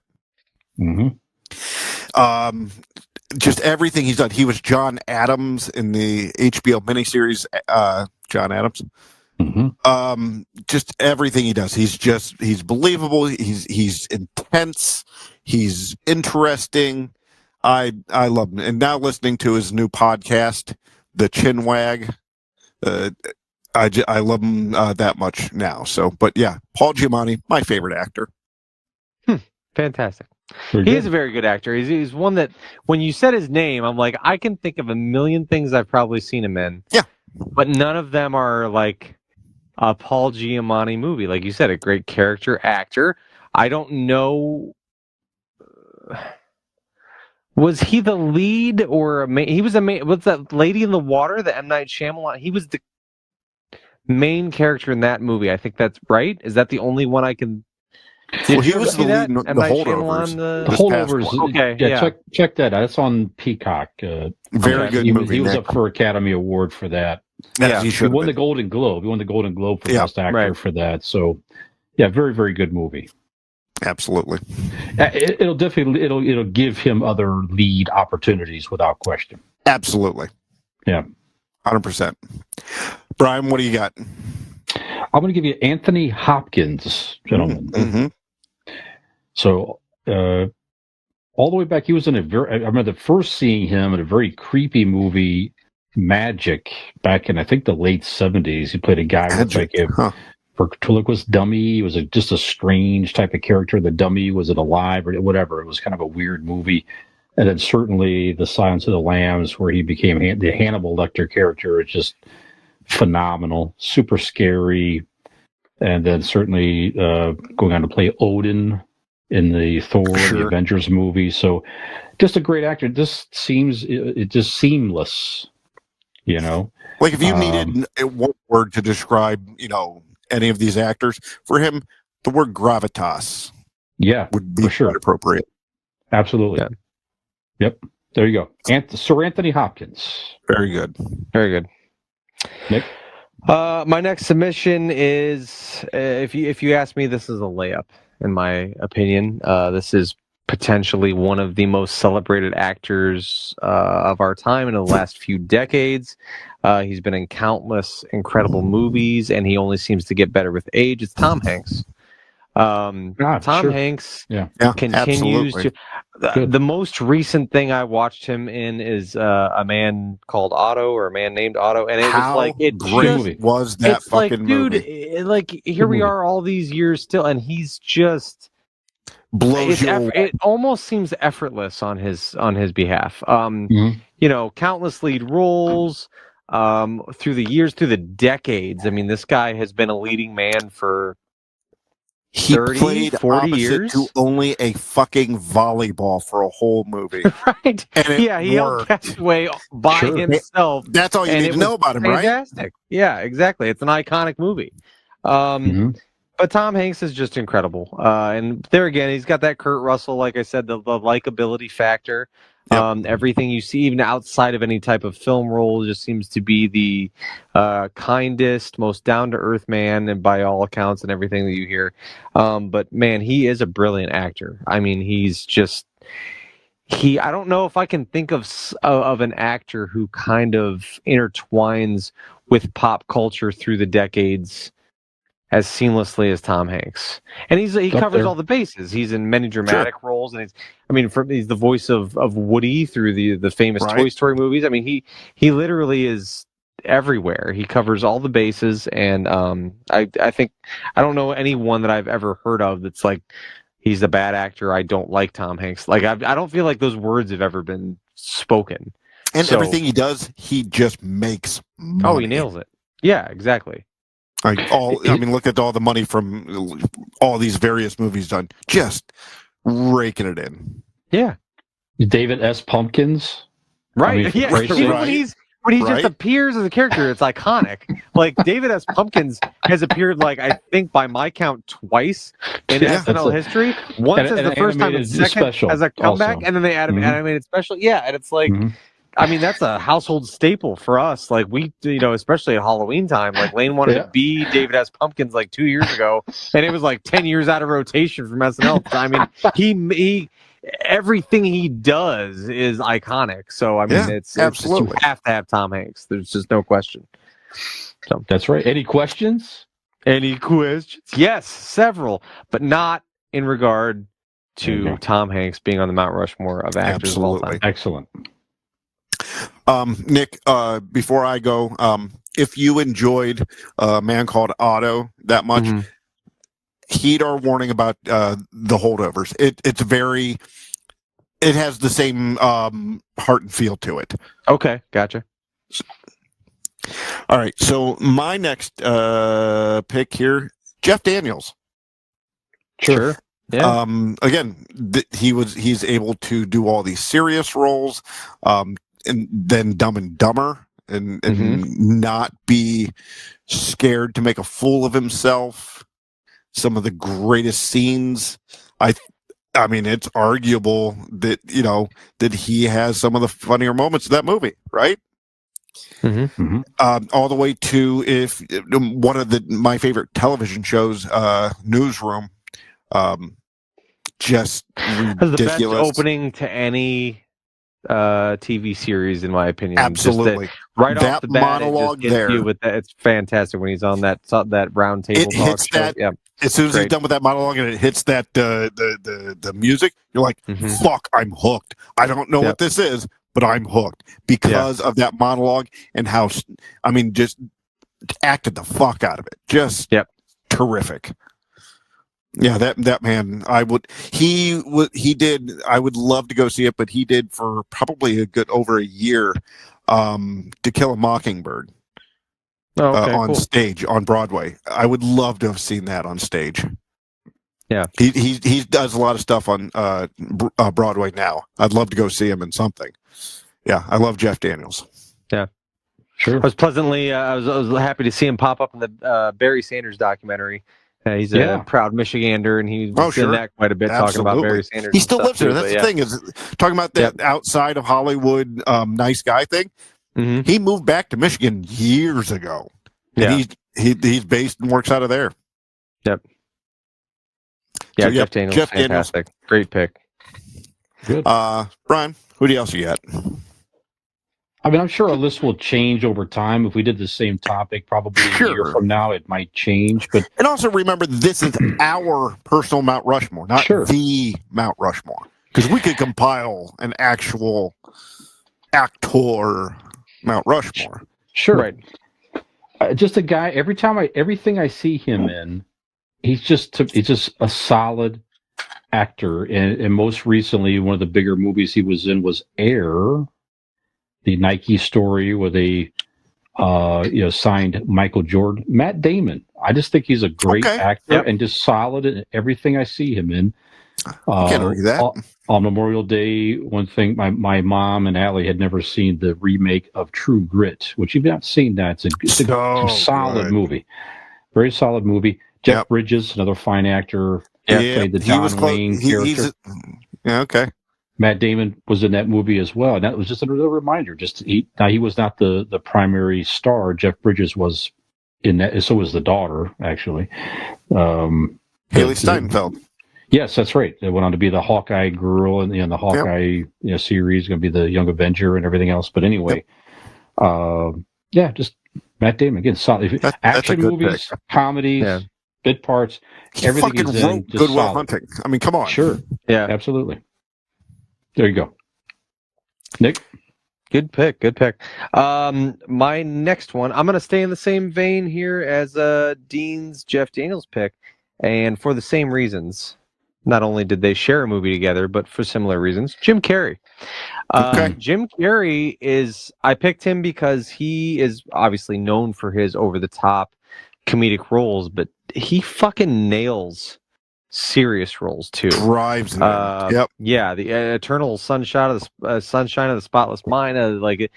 Just he can play. What was the number 23 that he was in? I mean, there was a time when, especially where he was the comedic actor. He was that guy. He was the zany, goofy, in living color guy. And then he went through a phase where he was like, I'm going to take on these serious roles. And man, did he fucking nail them. I mean, to me, Jim Carrey is much more versatile than what I think. I don't think he gets enough credit for how versatile that he is as an actor. And for that reason alone, I would put Jim Carrey up there. When you say that name, you think of him as a comedic actor, but he is an incredible dramatic actor as well. And so I'm going to put Jim Carrey on my personal Mount Rushmore. Yeah, good. Dean. All right. So Did you guys see the what is it here? Jim and Andy, The Great Beyond. The documentary about the making of that movie. Yes. Yeah. Oh, on that, yeah. It is insane what Jim Carrey did. Yeah. And went through for that fucking role. Intense, great documentary. First of all, just hands down, just fantastic. All right, so my next one. Well, I got a little help on this one. I asked an opinion, because when we do some of these topics, I like to ask around, just see what the consensus is to some people around. And Megan helped me with this pick. When she said the name, I go, fuck, of course he's on my list, because the three of us will gush over John Hamm. There you go. Sure. John Hamm has proven lately that he can do comedy just as much as he can do dramatic roles, just as much as he can just be pretty standing there. Yep. John Hamm is a triple threat, and that is why he is on my list of favorite actors. In fact, I know he is considered a dramatic actor, much like Jim Carrey would be comedic. But all of the ways that I've consumed John Hamm is him as a comedic actor. Sure. Because he does it so well. And I feel like you said recently, SNL and the different projects he's been in, he's my favorite part of Bridesmaids. Like the douchebag and the... Yeah. Has anybody ever seen... He's fantastic. I've never watched Mad Men, and I know that's how he got his big boost. So good. I watched I've never watched Mad Men. So, I don't... Watch it. I know him from it, but I don't... I watched Unfrosted. I watched Unfrosted, too. That was pretty good. That was good. He saw him in there. Like, that's good. Yeah. He had a cameo as the Mad Men, character in Unfrosted. Yeah. Yeah, that was fun. Did any of you see Fletch? It's good. Yes, I did see it. Was it good? Okay. It was good. I didn't even know where to find it because I wanted to see it. I should search that out. You can run it. All right. Yeah, it's good. I mean, he's not trying to be Chevy Chase as Fletch, but he's a solid Fletch actor. It's just a goofball. He's good. And if you haven't seen it yet, I still go back and find. I think it's on Hulu. The newest season of Fargo, where John Hamm is that villainous sheriff, very scary bad guy in that series. A whole different side of John Hamm. He's very, very good, though. Yeah. Awesome. Yep. So, deservedly so. John Hamm is number 3 on my Mount Rushmore. Very good. Well, I had an overlap, Nick, with Kurt Russell, but I will swap him out since you picked him, but I also enjoy everything Kurt Russell is in. I will replace him. Now, this is another one, Dean. I was talking to Allie earlier, and same type of deal. She gave me a name just like, yes, fits perfectly. I'm going to replace Kurt Russell with Robin Williams. How about that? So another... 100%. Tom Hanks like in the iconic roles, just across decades, across... Brilliant. It's your pick. You talk about it. No, it's right. Yeah, just everything. He certainly could do the goofy, funny stuff. I mean, that was seamless to him. But just in the dramatic roles, just Dead Poets Society, the World of Corin to Garp. Yep. I've not seen Flubber, of course. That's right. Flubber. I still have not seen the creepy one. He was the Photoshop photo. one. That's my photo. Favorite. I have to see that still. But there was anything. He did a multi-episode skit on Law and Order SVU, where he was a pervert or whatever, one of the. But he was fucking amazing in it. Yeah, so good. Yep. The movie Awakenings with Robert De Niro. Yeah, very good. Incredible movie. Loved it. That's right. And Dean has done a lot of studies on pervert activities and behavior. So he's if he says he was good, agreed to join this fucking podcast. I would say, well, wait for Dean's final pick because Kevin Spacey's coming up. So hold on. I gotta scratch him out. All right. There was a new documentary I saw with Kevin Spacey in it, by the way, like a newer one. But anyhow, there's people in Hollywood. It was made by Dean. It's how he's innocent. Yeah. No, there's people in Hollywood, honestly, calling for him to come back. That I'm sure. Yeah. I think it was called no means maybe. I think it's what Dean was something like that. Yeah. Anyway, Dean, what do you have next?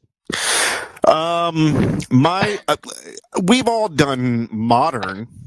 Let's go a little. Wait, little how many old picks school. do you have? Wait a minute. What page are you 5? on? Like we No, do- I got 2 more. Calm down. So do I. Don't skip me. I'm doing 4. If you're doing 5, what? I'm said on you my were doing I 4th. know the one you. That makes Oh, sense. you're on I your thought you were Okay. asking how many have we done? Okay. Are we doing in general? I And I'm like, I wow, was you've asking been how doing many are you this. on? We're doing this for a few years now. Okay. 5 is okay. Fucking these guys, I can't get help. All right, so my number 4 pick of my number 5. That's when you say you're on the 4th and not the 5th when I say what No, number I you're on. thought you had asked how many are we doing in I general. can't help that you're stupid. That's not my fault. Not many people can. Fucking teachers couldn't do it. Lord knows you're not going to do it. All right, so old school Jimmy Stewart. There you go. Iconic. You could, I mean, just hundreds and hundreds of movies he's done. I mean, It's a Wonderful Life, one of his most iconic roles. You said hundreds? He's done hundreds of movies? Jimmy Stewart? Yeah. I would assume, yeah. Over like 200 or more? Yeah, I would guess, right? Let me guess. I don't know about that. But 200.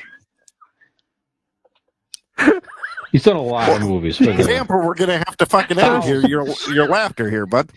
thousands of movies, ladies and gentlemen. Yeah. I don't know that anyone's done hundreds of movies. But maybe like Nicolas Cage has probably done hundreds of movies. But There's other than that, a lot of actors have done hundreds of movies, man. hundreds? Yes. Plural hundreds. Yes. 200 or more movies? I tell you what, though, Allie and I's been Porn stars and Nicolas we've been- Cage have done 200 more. We've been watching some older Hitchcock movies of late, and Jimmy Stewart had a run where he was in a few Hitchcock movies. Yep. Very good. Very good. He was in Rear Window. We watched that one recently, Allie and I. Great movie. The one we had an episode, guys, that was filmed. The movies was based on a story that takes place in 24 hours or less. So he was in Rope. That's what it was. Hitchcock Rope. Very good. Yeah. So yeah, seek him out in those as well, for sure. And he was in all the westerns with a few westerns with John Wayne as well. Just like a good compliment character there too. Okay. Well, you guys are right. I will admit that I'm wrong. Do you but he realize still to do did 200 92 movies? films. He would Okay, have had that's to a do a lot. movie a week for like. No, I guarantee you, if you look at actors now, especially with like Netflix and all these other streaming stuff, that where like there's movies, independent films you've never seen. I guarantee you, especially today, there's actors easily doing hundreds of films, hands down. That And can't especially, all right, give me somebody that's not Nicolas Cage. Anybody? Somebody Brad reasonable. Pitt. I don't. What do you mean? I don't know. Like what the criteria? I is. don't Brad know. Pitt. Well, I guess character actors could easily do hundreds of films because they're, it's If you're a work a couple background days. character doing Yeah, like you're doing lifetime 100 things, films. you could probably maybe hit 200 lifetime. Yeah. Clint Howard. I don't know. Hold on. Hey, we're getting off. Anyway, it's not go important. ahead. I just this one. Nick, who else do you Okay. have, sir? Is it my turn? Yep. So for me, this is my favorite actor of all time, hands down, bar none. This is my personal favorite actor of all time, Sean Penn. Sean Penn has Good been pick. in the most amount of movies that have personally hit me. I don't know what it is, like his delivery of things. Mystic River is my favorite film of his. And there is such a raw moment. I don't know if you both have seen Mystic River or not. I feel like maybe one of you has. I did, yes. Long It is my time ago. favorite one. It's a great twist ending film. And when Sean Penn's character realizes the big climax at the end, when he comes to terms with what's happened, it's so raw and emotional. There was a great TV series that he was in. It only lasted one season, and it was a Hulu original. It was called The First, where he was an astronaut, and it had the most. It evoked emotion. It evoked emotion in me where like it felt so real. And Sean Penn, in his dramatic roles, brings that out of me more than any other actor I've ever personally watched. I love all of his movies. Harvey Milk was fantastic. What's that? Harvey Milk was great. Milk. Yeah, he did. He was great in Milk, and his acceptance speech was fantastic and everything. But just everything. I got into the making a point of when I was single and living on my own. I would go and every week I would rent a new Sean Penn movie that I had never seen before from like Family Video or whatever, and just went through his entire catalog, and I just absolutely love Sean Penn. He is hands down, bar none, my favorite actor of all time. Do you know what he was really good in? You know what he was really good in? Madonna. Fast Times at Ridgemont High.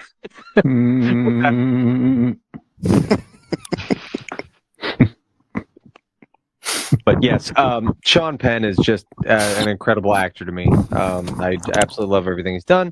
And side note, he I believe directed Into the Wild, starring Emile Hirsch, which I absolutely loved as well. So, but yeah, I love Sean Penn as an actor, and he, like I said, he is my very favorite actor. I don't know, he strikes a chord with me, and his dramatic roles have been fantastic. Every one I've seen, I just love what he brings to the table every time. So, Sean Penn. Yeah, and one of his most memorable lines in cinematic history, I believe, was like Mr. Hand. You're always talking about wasting like your time, but it's like, aren't we here? If we're all here together, isn't it like our time? Yeah, right. And isn't it like, and that too, isn't it funny that his starts there, like that's the start, and then like what he became is this incredible dramatic actor. It's wild to me, Yep. No shirt, no shoes. Yep. No dice. That's right. That's it. Yep. And single-handedly helped bring Vans to the mainstream. Vans shoes in that movie, by the way. Yep. Yeah. Okay. So I'm going to give you. Well, his name was already mentioned here. Actually, I think it's my turn. Is it? It is your turn. Actually, we were going to Dean after me. Yeah. Yeah. You're correct. I didn't throw it in. My mistake. All right. This my last performer here has done over 70 films. Not 200. Not 200. Okay. But 70 films. But all 70 he did were fucking brilliant. We are looking from The French Connection to Lex Luthor. Ladies and gentlemen, we have Gene Hackman. Oh, good. Yeah. Mm-hmm. Yeah. Give me from Hoosiers. What is the newest one? Hoosiers. Welcome to Moose for Royal Tenenbaums. Like everything under suspicion. The Replacements. The fucking Replacements. Yeah, that was a great movie. That's an underrated movie, I feel like. Absolutely. People don't talk about that movie enough. It's a good, heartfelt comedy, good movie. And I mean, the estate was good. Gene Hackman has been and done everything. And dude's still kicking at like 90. Yeah. How old is he 94? Now? Like 94? 94? Like that. Jesus. It's impressive. Yeah. Yeah. Gene Hackman is awesome.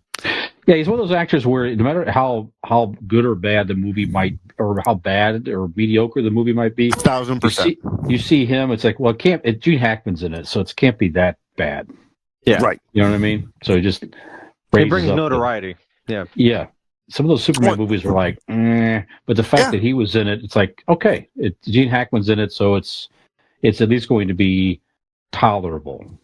Well, I guarantee you Richard Donner probably had to have that fight with the studios, because you want, this unknown Superman guy coming in, and then you're like, but we have Gene Hackman. They're like, oh, okay, all right, well, sure. Yeah, in that case, sure. All right, we can do something with that. There you go. Yeah. So, yep, Gene Hackman is my last pick. There you go. Name was already mentioned with Robin Williams. I'll give you Robert De Niro, the actor. Yep, there you go. Sure. I mean, some of it's political. It gets a little bit wacky on the personal stuff a little bit, but as an actor, solid actor, and just, I mean, certainly he's known for some of the mafia movies, and he was brilliant in those. Goodfellas, Casino, those type of movies. And great in playing it in a comedic way, and like the Meet the Parents, Fockers stuff movies. Like that. Yeah, the Fockers. Yeah. I mean, What a Bad Grandpa? Yeah, was that? Did you guys see Bad Grandpa? Yep. Yeah, it was pretty. I like that one. Brian, have you seen it? Yep. No. Fucking watch it. It is him and what's his name? It sounds cheesy because it's called Bad Grandpa, but it's good. Raunchy. What was the frat movie that Zac Efron was in? Neighbors, the Neighbors. Neighbors, or Neighbors. the newest one with John Cena in it. It's that kind of gross out. I actually know all Zac Efron movies, so I'm going to put them on my list. Okay, but yeah, it's Bad Grandpas is like in that vein of comedy. Like kind of gross out comedy, but with Robert De Niro. Like you really see like a fun side of Robert De Niro. Yeah, Bad Grandpa. You check that out, man. You'll enjoy it. He's in some new series or some movie that's coming out as well that he's been going out promoting too. I have to check that out. I can't recall what it is, but I saw him advertising something new. But anyway, it's just solid actor. Mm-hmm. Taxi Driver, he played Jake LaMotta, Raging Bull. I mean, just a lot of prolific roles for sure. Yeah. Okay, I think is that five for everybody? My last one, we got one more. You got one more. Go ahead. My last one is going to be Joaquin Phoenix. He's another one. Everything I see him in, he's probably my favorite part of it. I love how eccentric and dedicated he is. I'll start here. This is not the reason why, but like when he was signed on to play the Joker, those are big shoes to fill after Heath Ledger and all that stuff. And like, I'll be goddamned if he didn't turn me in that. And watching the Joker, like he did an incredible job. I loved him in Signs. I thought he was a great kind of side comedic character. He's another one. We Own the Night is another one that sticks out with me. I don't know if you guys ever saw that one with Mark Wahlberg. He plays his brother, but fantastic movie. Joaquin Phoenix is just, man, he is brilliant in everything I think I've ever seen him in. So Joaquin Phoenix, for me, he's another one that's in the vein of Sean Penn. If I see either one of them involved in a movie, I would be more than willing to watch it just because they're a part of it. So Joaquin Phoenix is going on my personal Mount Rushmore as well. He's one of those guys for me that grew on me. At first, I did not care for him. A lot of people, especially when he started getting bigger, then he did that movie where he was the beard. It was kind of this Dave like Letterman appearance and all that. Yeah, and people were like kind of put off by it. They didn't know what to think about him. It was gimmicky and stuff. Yes. No. Yeah. It's insane. Like I think fucking we weren't doing the podcast then, but we talked about like this crazy guy's doing all this. He's going batshit and is losing it, but like now looking back, and that it was an Andy Kaufman performance. I was gonna say it was almost like that Jim and Andy thing. Yeah, it really almost is. What turned me around on him. Yeah, I'm like, when wow, you say okay, he's that character actor. That guy literally divulges himself in whatever role. Like he is. But this was a committed joke to the fucking that max. like fooled everybody. I'm like, that's fucking awesome. All right, now I'm a fan. Yeah. Yeah, I think he's an incredible actor. I love everything that he does. But yeah, so good. Any honorable mentions? Yes. All right. I have a few. You just want to go through your list? What do you want to do? Oh, I don't care. Go ahead. Just go ahead, Nick. Rattle your list off. I'm gonna go first off with Johnny Depp. Johnny Depp has, I would say, I would liken him to the Robin Williams vein as far as like iconic roles through the years, all that stuff. I would say, a little bit of versatility, but in the end of the day, I feel like you're casting Johnny Depp in a specific type of role, but everything Johnny Depp does, like him or hate him, is fantastic. I would also put, as far as roles go, I don't know that I would consider him to be a great actor, but the movies he's in are always entertaining. I feel like he knows how to pick them better than anybody else, and it's Keanu Reeves.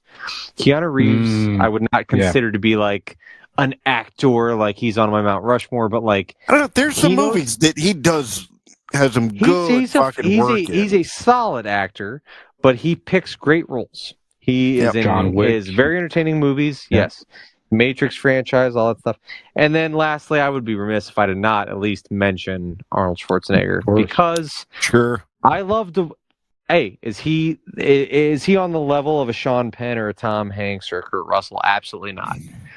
As an actor proper, but has he been a part of the fabric of pop culture as much as anyone else? Absolutely. And so much more, so much so that, if I'm making a film and I have a lead man that someone like myself is willing to watch no matter what, just because he's in it, you've got something there. So Arnold Schwarzenegger, absolutely. As far as favorites go, Mount Rushmore for actors, maybe he doesn't make that, but favorite actors, my personal favorite actors of people that I'll watch. That's what this is. He's right up there with Sean Penn and Joaquin Phoenix. So Arnold Schwarzenegger obviously makes my honorable mentions. Very good. So, Dean, what you got? All right. I'm looking at here. I got two right off that I don't even have to look up anybody. Paul Rudd. See, sure. Paul Rudd deserves the balloons that he just got because he's so fucking amazing.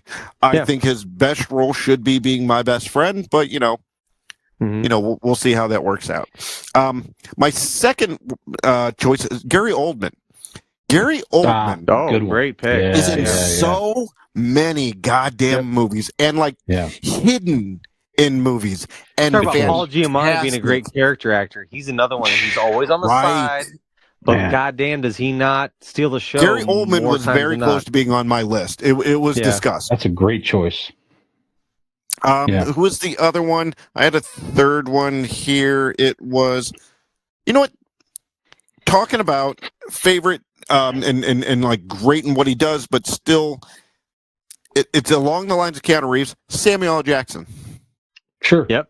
Yeah. Samuel L. Jackson is fantastic in who he is and what he is in every role, and he still is able to bring a little bit something different to each thing. He's not he's the same guy in everything he does. No, he's still Django Unchained. Is his performance in that was brilliant. Yep. He's Mace Windu. What else needs to be said? Come on. Right. Jules. There you go. Come on. Perfect. So Samuel L. Jackson definitely deserves to be in this conversation somewhere of best actors. So there he is. Yeah, sure. Let's see. I've got. I also had Jimmy Stewart, Dean, on my honorable mention. Michael Keaton. Again, just another one where again iconic roles. Absolutely iconic roles. He won an Academy Award. Did any of you see the newest trailer for Beetlejuice? Yes, very good. That looks good. And you're right, Birdman was fucking amazing. I loved it. I always wanted to watch that. Yeah, you should. It's check it out. Really, really good. Odd movie, but very good. Yeah. Yep. And obviously the first Batman. I mean, come on, man. First movie Batman. Terrific. Mr. Mom. Let's see. Sure. Yeah. Right. Harrison Ford.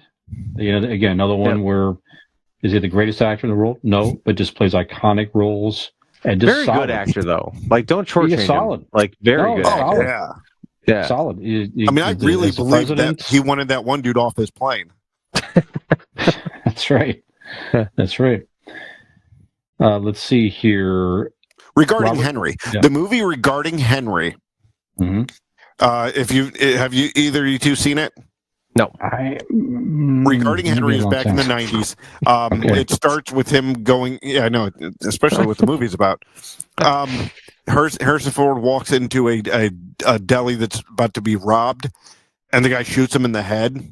And goes, It I'm doesn't not kill your him, but it wife. makes him like he has to learn how to walk again, talk again. He's amnesia, so like he has to learn how to be a whole new human being and go back into this societal world that he lived in and trying to find out who he was, and dealing with this wife that and his coworkers that they don't know who he is and he don't know who they are, essentially. And his performance in that of being, I don't want to say he's mentally, oh yeah, he is mentally slower because he was fucking shot in the head. But his performance in that, fucking top of the list. How he didn't get any sort of award for that movie is criminal.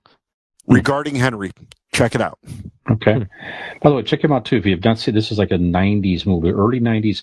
Witness. Have you ever saw him in Witness? Oh or yeah, not? absolutely. He was like an undercover detective or something that goes undercover in an Amish community to catch a killer or something like that. So he gets sort of falls in love with an Amish a woman, this and that.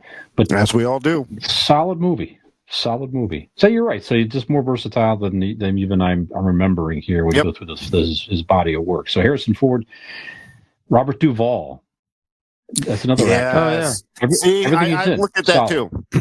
Yeah. Yep. Jeff Bridges, already mentioned too, just to get everything he's in is great. He was going to be on comedy to drama. Yep. I mean, he was everything close. Else is, and I put Christian Bale on my list. I know you don't like Dean's him. favorite Batman. I know you don't like him, but I think it was a solid Batman. And just again, stuff he's another actor that really embraces Ronnie, the roles I would that say he's in. solid.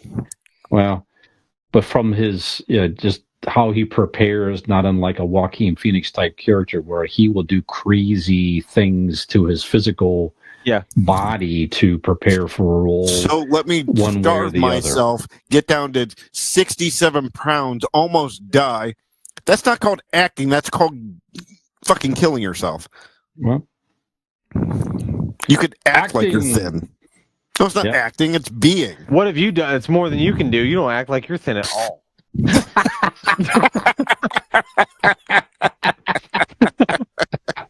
You don't even try. There you have it. Well, Dean's preparing to play. You ever hear the comic character Ziggy? That's right. I'm balding. I'm fat. I got a big nose. This is going to be a really easy move for me. Yeah, that's what I got. There's plenty more out there. So, yeah, very good. Good list here, gentlemen. Yep, absolutely. Surprised this is our first time doing this. Well, we've done like our favorite, right? I think we've done like manly characters and different things. We've done best, presidents and fictional fathers, all these and that, but just not simply never straight up actors. Huh. Yeah. All right. Well, I'll tell you what, you don't have to be a straight up actor. You can be a straight up authentic person when you are feeling the joy that you feel when you are on your brand new electric bike from our friends at RPM Bike Shop. Mm-hmm. That's right. If you don't believe me, go see how authentically happy you could be feeling if you were on one of their electrical bikes.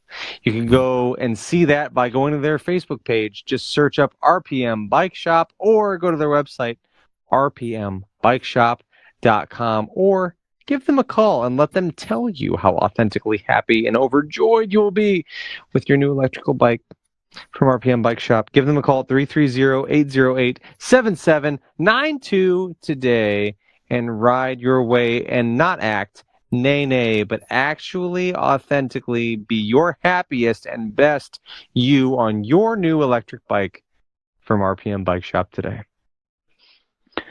Can you order that without the seat?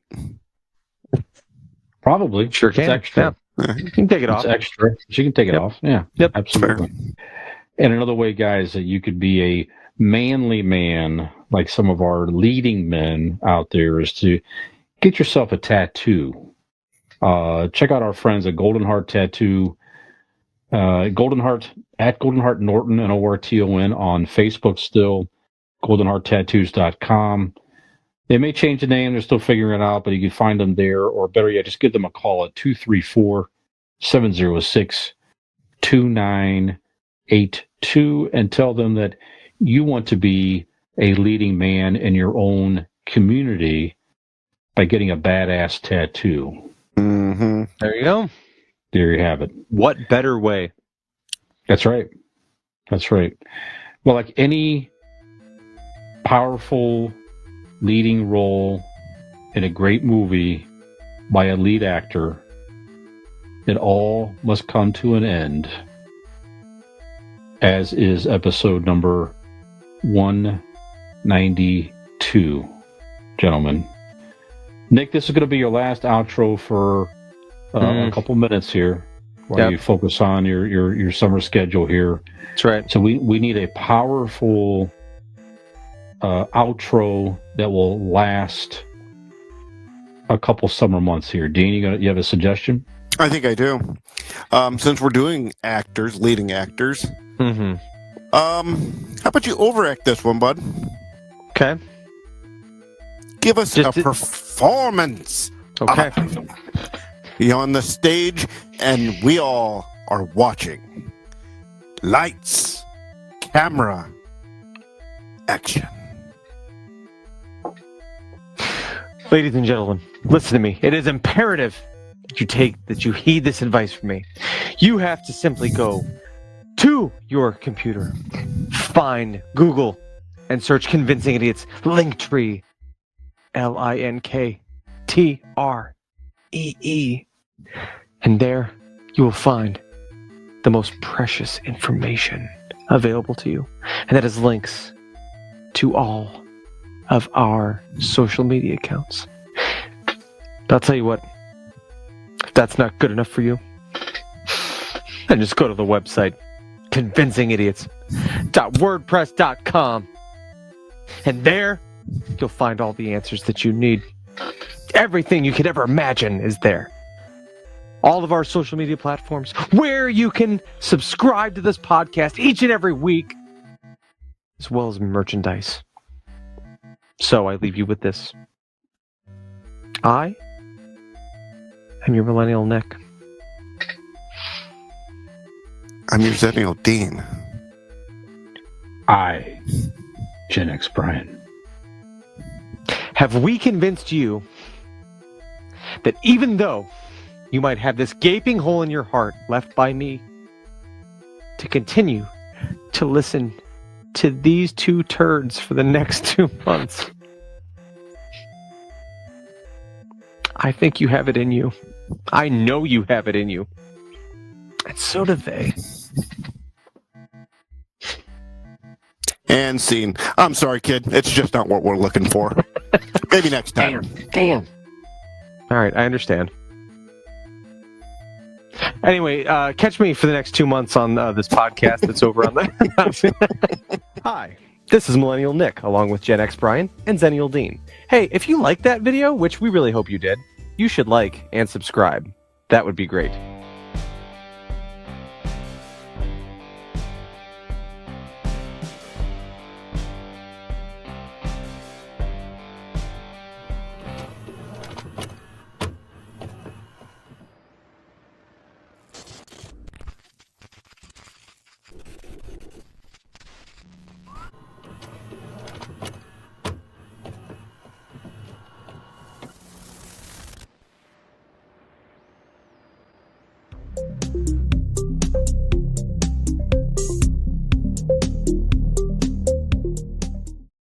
Ham gravy.